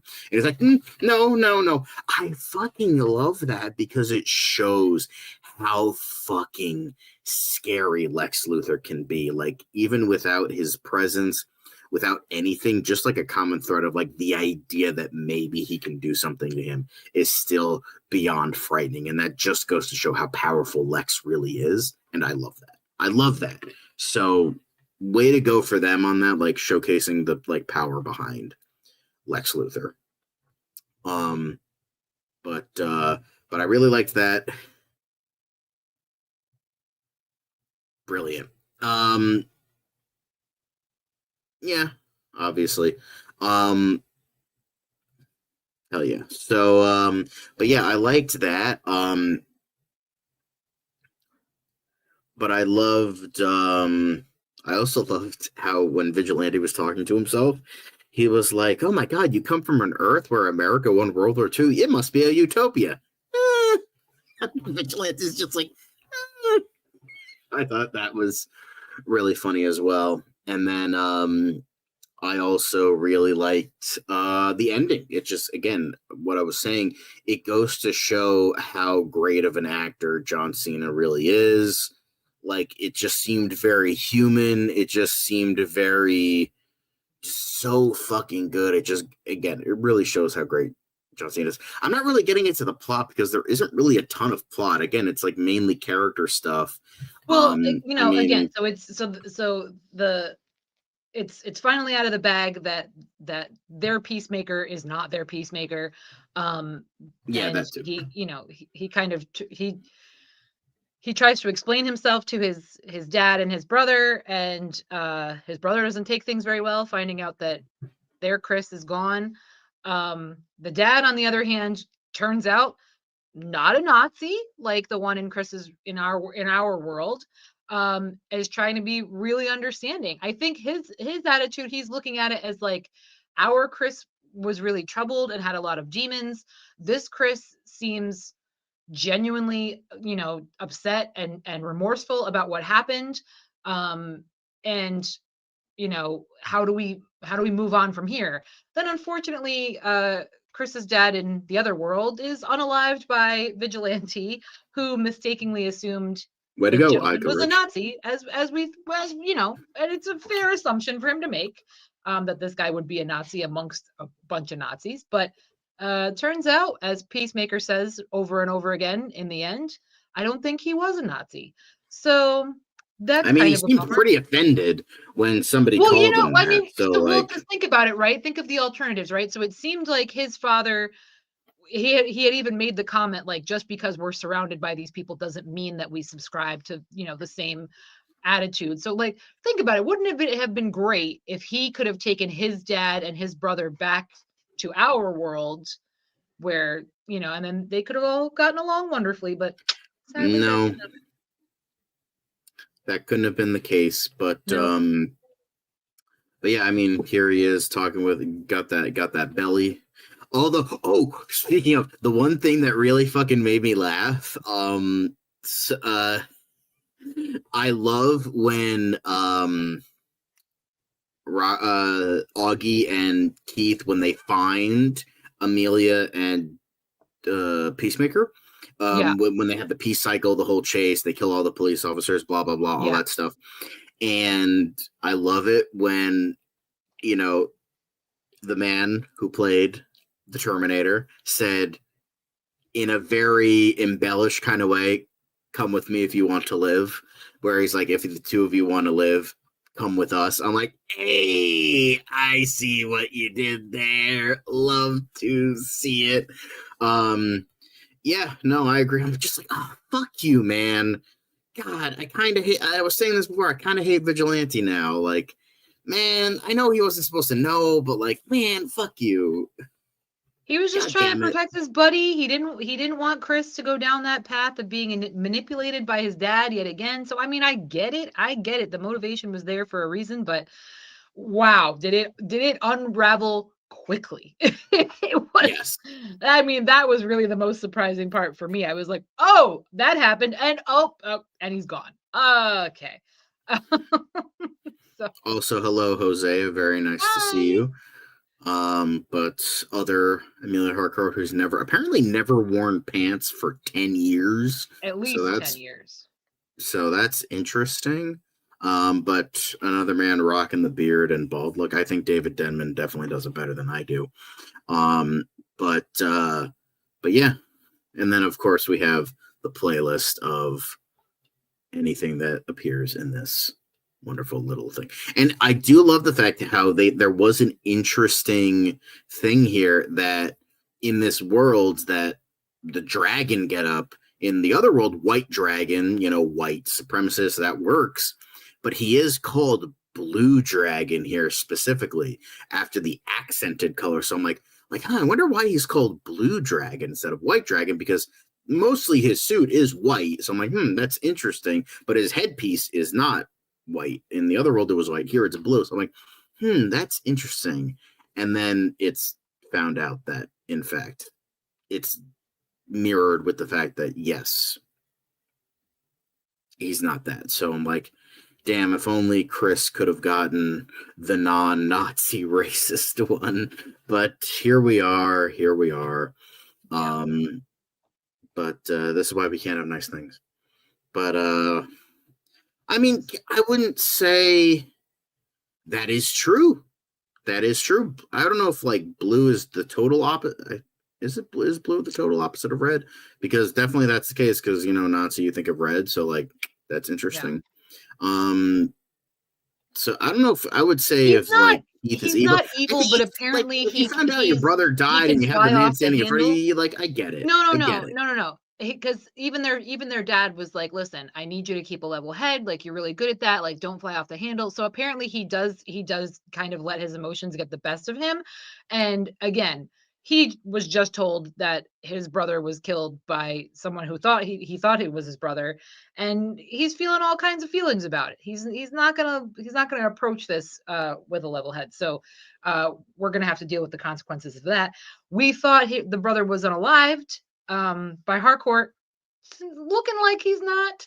Looking like he's gonna come back in the last episode, and we'll see what happens. She never pulled the trigger, so. But I was also right about that. How Vigilante 2, we didn't see that he died. We don't know if he's dead or not, but he did kind of weirdly sacrifice himself. So Amelia Harcourt, he closed the door and kept fighting the police. By the way, Fitzgibbons came back from season 1, so that was another cameo we got. By the way, so that was fun to see. So, yeah, exactly. She didn't get to shoot. Vigilante 2 closed the door. So half of both of my theories were right. So that leads to a full right one. So boom, there we go. I'll just yes, vendetta is a tragic consequence. Yes, very much indeed. But of course, ironically, the Rotten Tomatoes keep getting lower. More people adding Rotten. Now there's 3. It's at 96. Lame.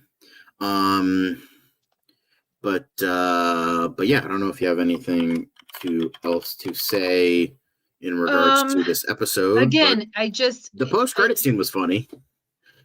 Yeah, but again, it's just that it's there's one episode left.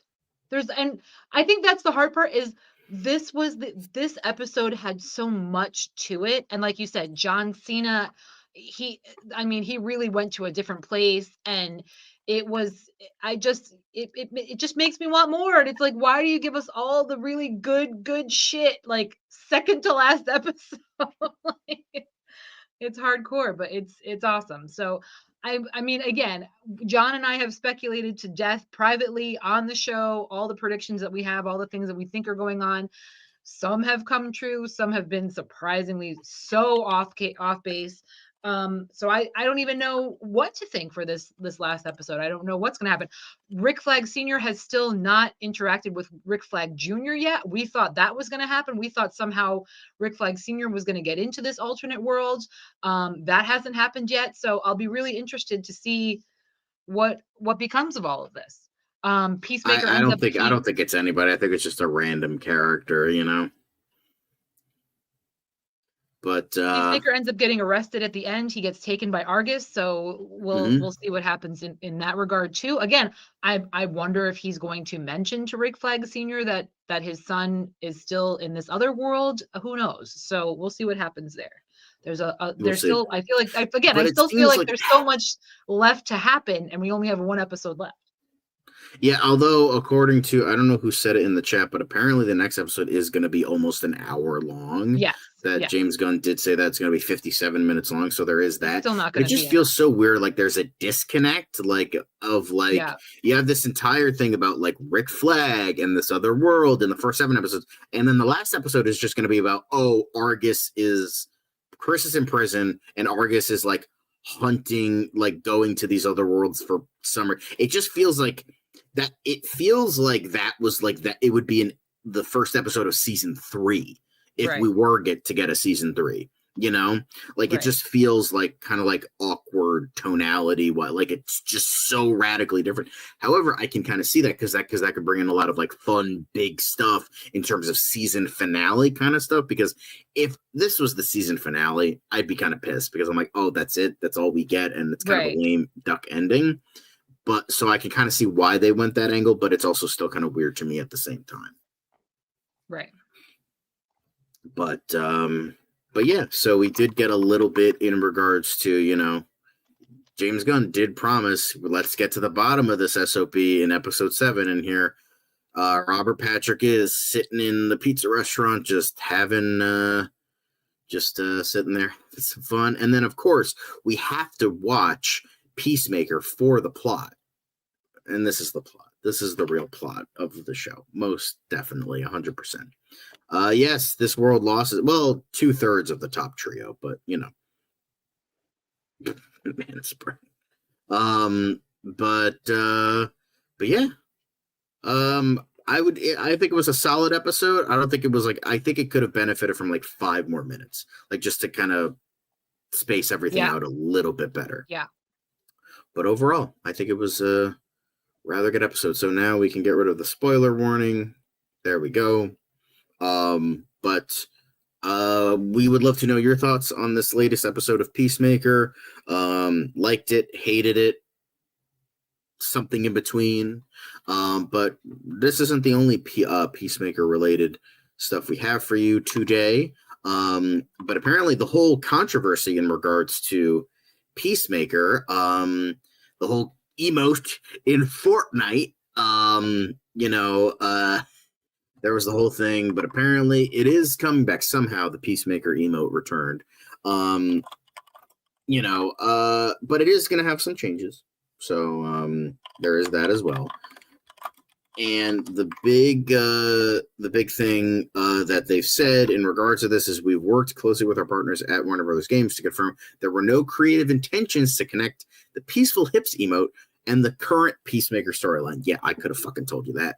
To avoid any confusion, we're modifying the emote choreography in next week's update. If they prefer, players can return the emotes without using this. So I can imagine that they're getting rid of this thing right here, and then they're just going to kind of do the peaceful thing, and then this, and then that, and the other thing. So, and then, in regards to James Gunn's big alternate Earth reveal, unfortunately, GQ is an asshole, and I can't see the article, but I can say it right here. The whole inspiration, the other big thing in regards to alternate Earth where, Nazis won World War II was Man in the High Castle. Even my mom, when I was talking to her about it, was mentioned that exact thing. James Gunn said, I'm a huge Philip K. Dick fan, grew up reading all of his books. And I think one of the fun things about doing this season is it does have a lot of Dickian in terms of the alternate worlds and the magic of all that. And The Man in the High Castle was the first book I ever read of Philip K. Dick. And it's an alternate world where the Nazis won World War II. So it's certainly an interesting bit to talk about. But I don't know if you have any thoughts about this. Do you think this was a good way to go in terms of... No, I think I don't know. I think they were smart to come back and be like, yeah, maybe swastika Cena is not the best move for kids. So I don't know. I don't think it looks like a swastika, but that's just me. Well, they were saying that's exactly what it was supposed to be, and in the article they said they're like, yeah, we've changed it up a little bit and we've taken that out of there, and rightfully so. I think that was a smart move. But what are your thoughts on the whole idea of like the inspiration being Man? Did you ever watch Man in the High Castle, the show, or read the book or anything like that? Nope. Great show. Well, I've heard good things. 2 and 3 were great. Season 4 sucks. Season 1 was okay. I had heard good things, but just But the book is apparently fantastic, so there is that too. But yeah, this obviously we have more to talk about in terms of DC and stuff, but that's it in regards to the Peacemaker thing. Also, fuck you, GQ. Get out of here. Fucking. All right. But Liz, you have to leave, so that's it for me, gang. Do you have anything to say to the people? I'm going to Comic-Con next week. New York Comic-Con is next week. Hopefully none of my other big celebrities cancel on me, John Bernthal. But I can't wait to come back and tell you guys all about that, show you my selfies, show you my autographs. I'll have a new tattoo or 3 by the end of it. And hope everyone has a great night and a great weekend coming up. See you later, Liz. Thank you for your wonderful, wonderful time and adding so much to these wonderful, wonderful topics. Yay. Anywho, now you're just stuck with me for the rest of the time. I apologize. But let's get into the rest of the DC news, because apparently James Gunn let us know in regards to a big drop well, not big, but he has said, get the fuck out of here. James Gunn confirmed that Marvel exists in the DCU. I mean, as we know from the Vigilante We Spider-Man thing in last episode. So, there is that. But James Gunn confirmed that Marvel exists in the DC just as the DC universe exists in the MCU. Says Edgar Wright would have directed DC reality Guardians of the Galaxy films. I mean, if he couldn't do Ant-Man, then he must have done Guardians of the Galaxy. So maybe there was no fisticuffs in regards to that. So, but I think this was kind of a fun thing. So in a conversation with Brandon Davis, Gunn confirms that Peacemaker Season 2, a reference to the Spider-Man meme when Vigilante meets his alt-reality self, is indeed a somewhat joking hint that the Marvel Universe exists as a fictional concept within the DC Universe. Still, Gunn says that he himself does not, and that another director entirely would have directed the Guardians of the Galaxy films in the DCU. No, I think Edgar Wright directed Guardians of the Galaxy, and he did a better job than me. At the same time, Gunn made reference to the character of Batman in the Guardians of the Galaxy Christmas special, meaning that he's also responsible for the existence of a fictional DC universe within the MCU, making a spiritual, if somewhat tongue-in-cheek crossover between the big two superhero film studios. I've created DC in the Marvel universe, and I've created Marvel within the DC universe. Pretty cool. And I think that is most definitely pretty cool. Just like I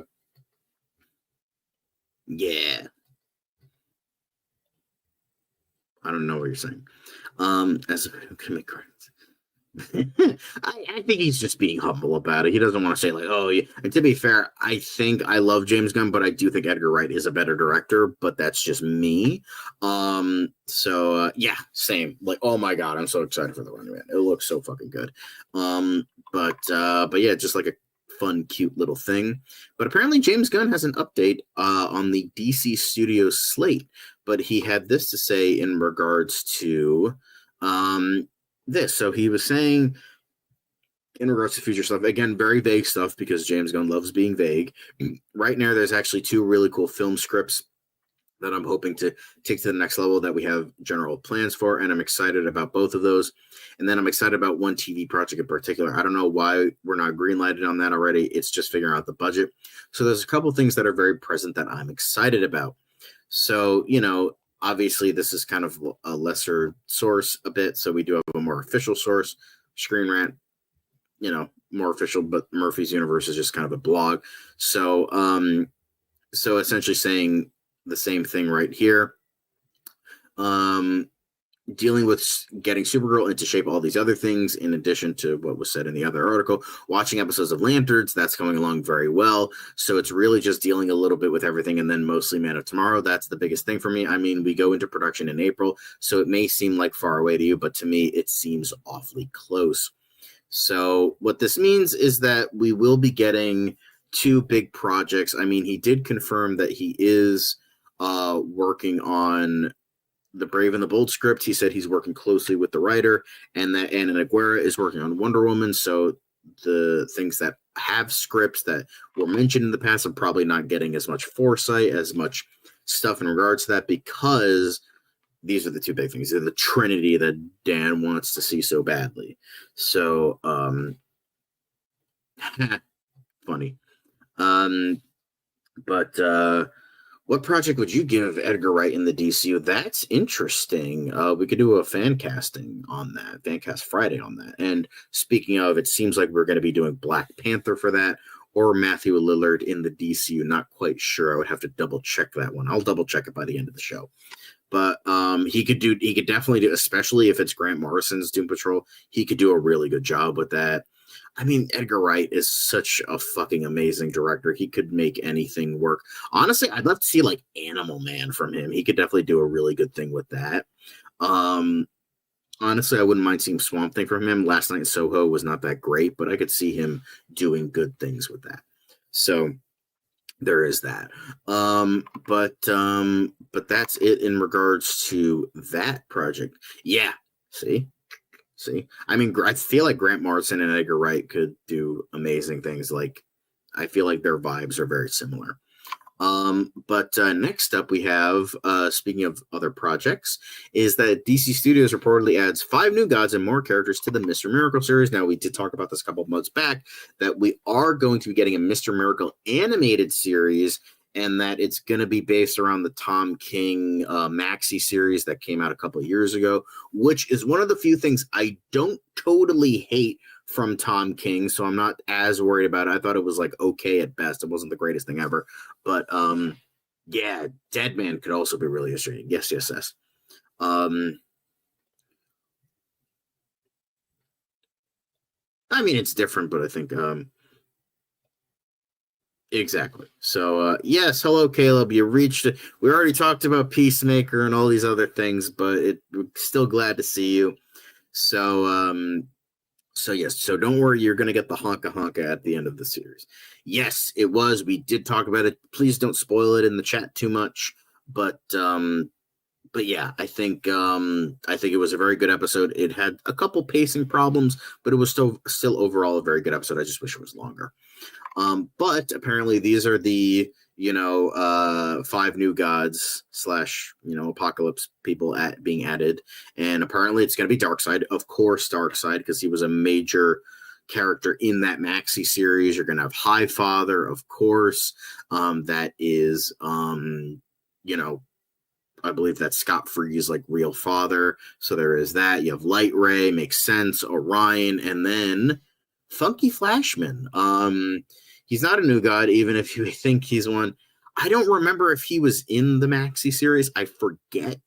But obviously, I vaguely remember Orion, Light Ray, and Highfather. I've obviously remember Darkseid in that series. I don't remember any. I kind of vaguely remember them, but I don't remember this character. So we will see in regards to that.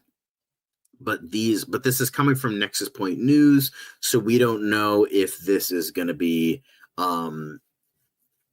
this is going to be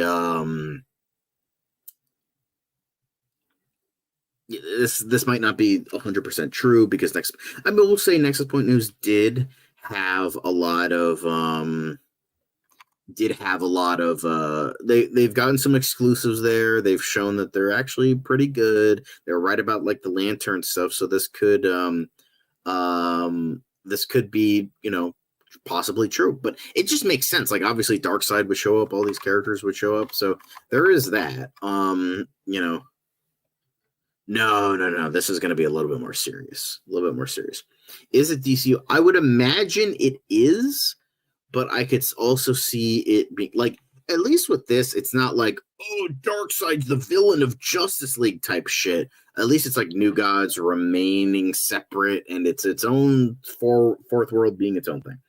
So, it's weird that granted, it is a little bit weird. So let's get funky. That would be awesome. Maybe. I mean, he did appear as Darkseid, I think, in the Kite Man show. So there's that. I know Weird Al voiced him in Teen Titans Go, so there is that as well. But yeah, so I feel like all of this makes sense. So but the next thing we have is a tiny rumor in regards to the Batman Part 2. And that is, of course, apparently a villain type for this. And Tobias Menzies, who famously recently played the kind of sort of villain in F1. And whenever you need a villain, you get Tobias Menzies to play him. The man plays villains like nobody's fucking business. And apparently, it's rumored that he is going to be eyed to play Amadeus Arkham, a key figure in Gotham City's past. The site also believes that Luke Roberts and Stella Stalker will reprise their roles as Thomas and Martha Wayne. They appeared in the first movie in photographs and news reports. So, if you don't know, and this is coming from Pop Film, so again, taking this report with a pinch of salt, even fucking, comic book movies saying that. But in the comics, Amadeus Arkham was a prominent member of the Arkham family and the founder of Arkham Asylum. He was also mentioned in the game Arkham Asylum, so there is that as well. In terms of like the side notes and the tape recorders you can get in that game. Having created the hospital after the murder of his family, he initially had good intentions and set out to cure its inmates and treat their mental health. Well, we'll look how that turned out. Whoops-a-daisies. But Amadeus gradually lost his sanity and was eventually imprisoned within his own creation. Despite being long dead by the time Batman arrived on the scene, Amadeus has affected the Dark Knight's operations indirectly through either his family or the Arkham or the Asylum, which is obviously used to hold many of Batman's greatest enemies. So I could see this happening because it seems like very much, you do have the idea of like going into the past for the future kind of thing. That's kind of what the first Batman was all about. However, considering that it seems like the path that Matt Reeves is going to take with this one is that it's going to be more focused on like the future of the Dark Knight, kind of shedding away his parents' legacy and all of that. And so I can see that. I can see like maybe they'll touch on this, but I feel like it's more so going to be about the future of the character and what Batman is going to do for the future of Gotham and that kind of thing. I personally don't think it's going to be as much as this. But let me know your guys' thoughts. I think this could be interesting. 100%. Obviously. But yeah, so that's it in regards to the Batman Part 2 stuff. But now finally we have Clayface stuff, and I think we actually got rid of that. So we'll just go back to DC News for now. The last bit of news we have is in regards to the effects of the film. So Clayface are not Tom Reese Harry's because this is a clickbait like thumbnail. But apparently the movie will not hold back when it comes to body horror elements. So Mac Minghella, who is going to be in the film, is not, I think he's a detective in the movie. And, he said he had this to say. if you look at his whole resume, he's worked in all these different spaces that sort of equal the movie we're making. So I can't imagine anybody else doing it. I'm learning a lot from working with him, which is always my favorite thing. He comes and talks to us after everything we do, every take. I could be clicking a keyboard and he comes in and talks to me afterwards. And there's just an attention to detail, which is really lovely. So he is doing press for his newest project, but he's working on Clayface right now in London with James Watkins. So, he had this to say, he just admiration mainly for the director, and that it's nothing that we've ever seen before, kind of thing. So there is that as well. So this is exciting. Obviously, the actors are going to talk about how great it is rather than, oh yeah, this fucking sucks, but we're working on it anyway because I need that money. Obviously, they're not going to say that. Yeah, I mean, I just watched 2 Cronenberg movies today. I finished one from yesterday, but then I watched another one today. But yeah, some of his early stuff is Shivers and Rabid. So good stuff. Not great, but pretty good for early work. Yeah,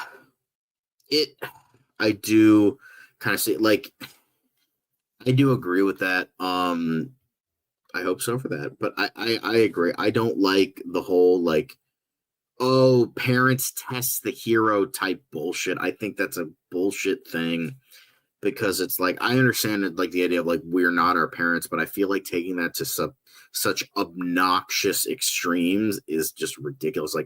The stuff with the Batman, the stuff with Superman, it's oh, your parents are evil. I understand that Jor-El has been evil in the comics before, and there is the idea there was the Telltale game that showed that, but he just I don't know. The reason that he saved Carmine Falcone in The Long Halloween was because he took an oath as a doctor to save everybody no matter what. So obviously he's going to save him, but then he had to do stuff with the mob because he was forced to, not because he agreed with it. Probably The Fly. I know that's a normie answer, but The Fly is clearly the best. But although I did really like Videodrome, I really liked the new Crimes of the Future. But The Fly is probably his best. Yeah,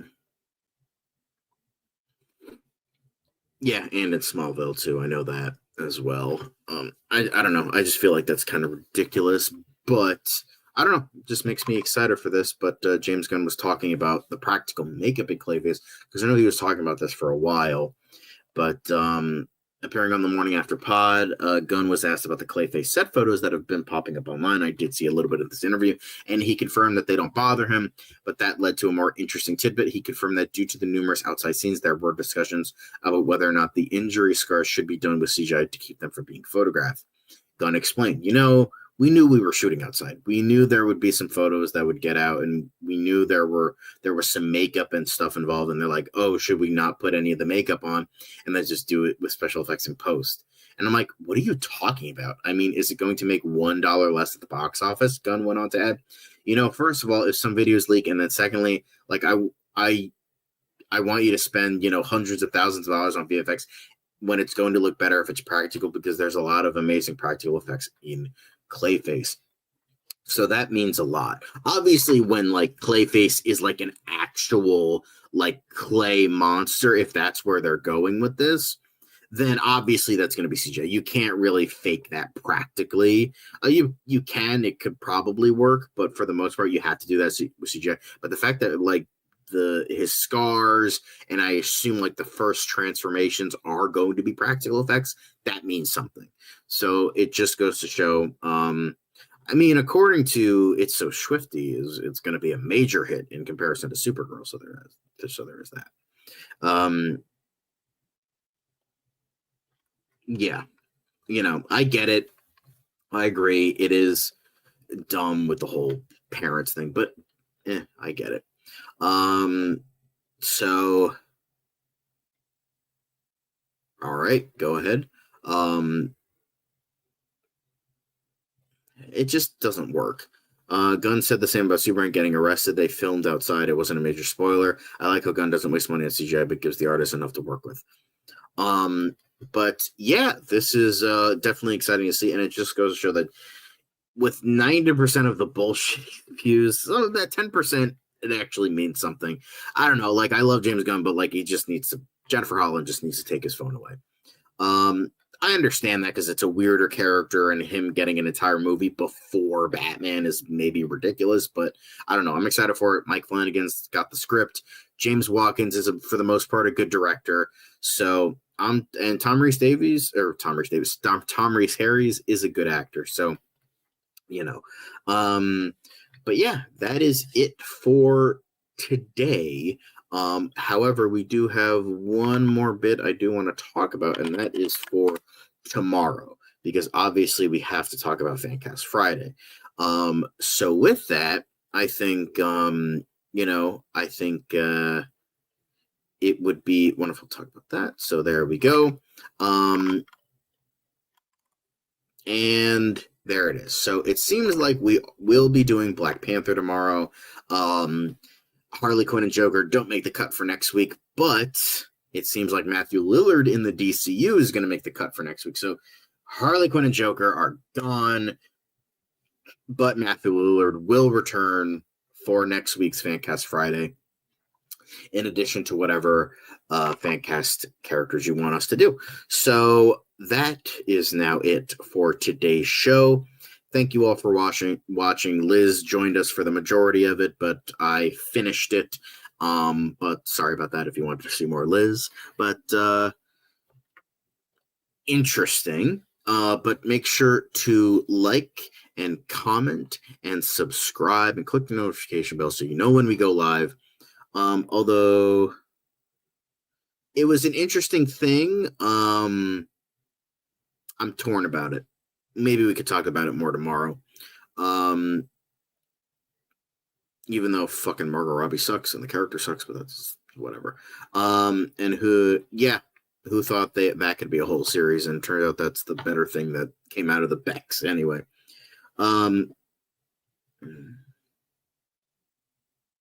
Yeah, I agree. Who's talking about BVS? Anyway, thank you all for liking and commenting and subscribing and all the things. We're going to do Q&A tomorrow. We're going to do Fancast Friday tomorrow, and it's going to be wonderful. It's going to be amazing. So until then, I will see you all, your wonderful, wonderful, wonderful faces and comments, and, well, not faces, but comments tomorrow. So see you then. Have a wonderful evening. It's another project that's been blessed from the beginning. There's the shot right there. That. Okay, we don't need to see right there. Hey, buddy. Eyes up here. Now you want to get nuts? Let's get nuts. Here we go. Victory mine. Ask me how am I doing? I'm telling you, really, I'm doing sublime. I never wait in a stewardess line. I just go do it. I'm moving my time. Really had nothing to do with it. How am I moving? I'm moving like you want to shine. Follow my lead. Don't listen to lies. I had to put me all on the line. That's why I know that victory's mine. I prefer Jared Leto. Honka honka!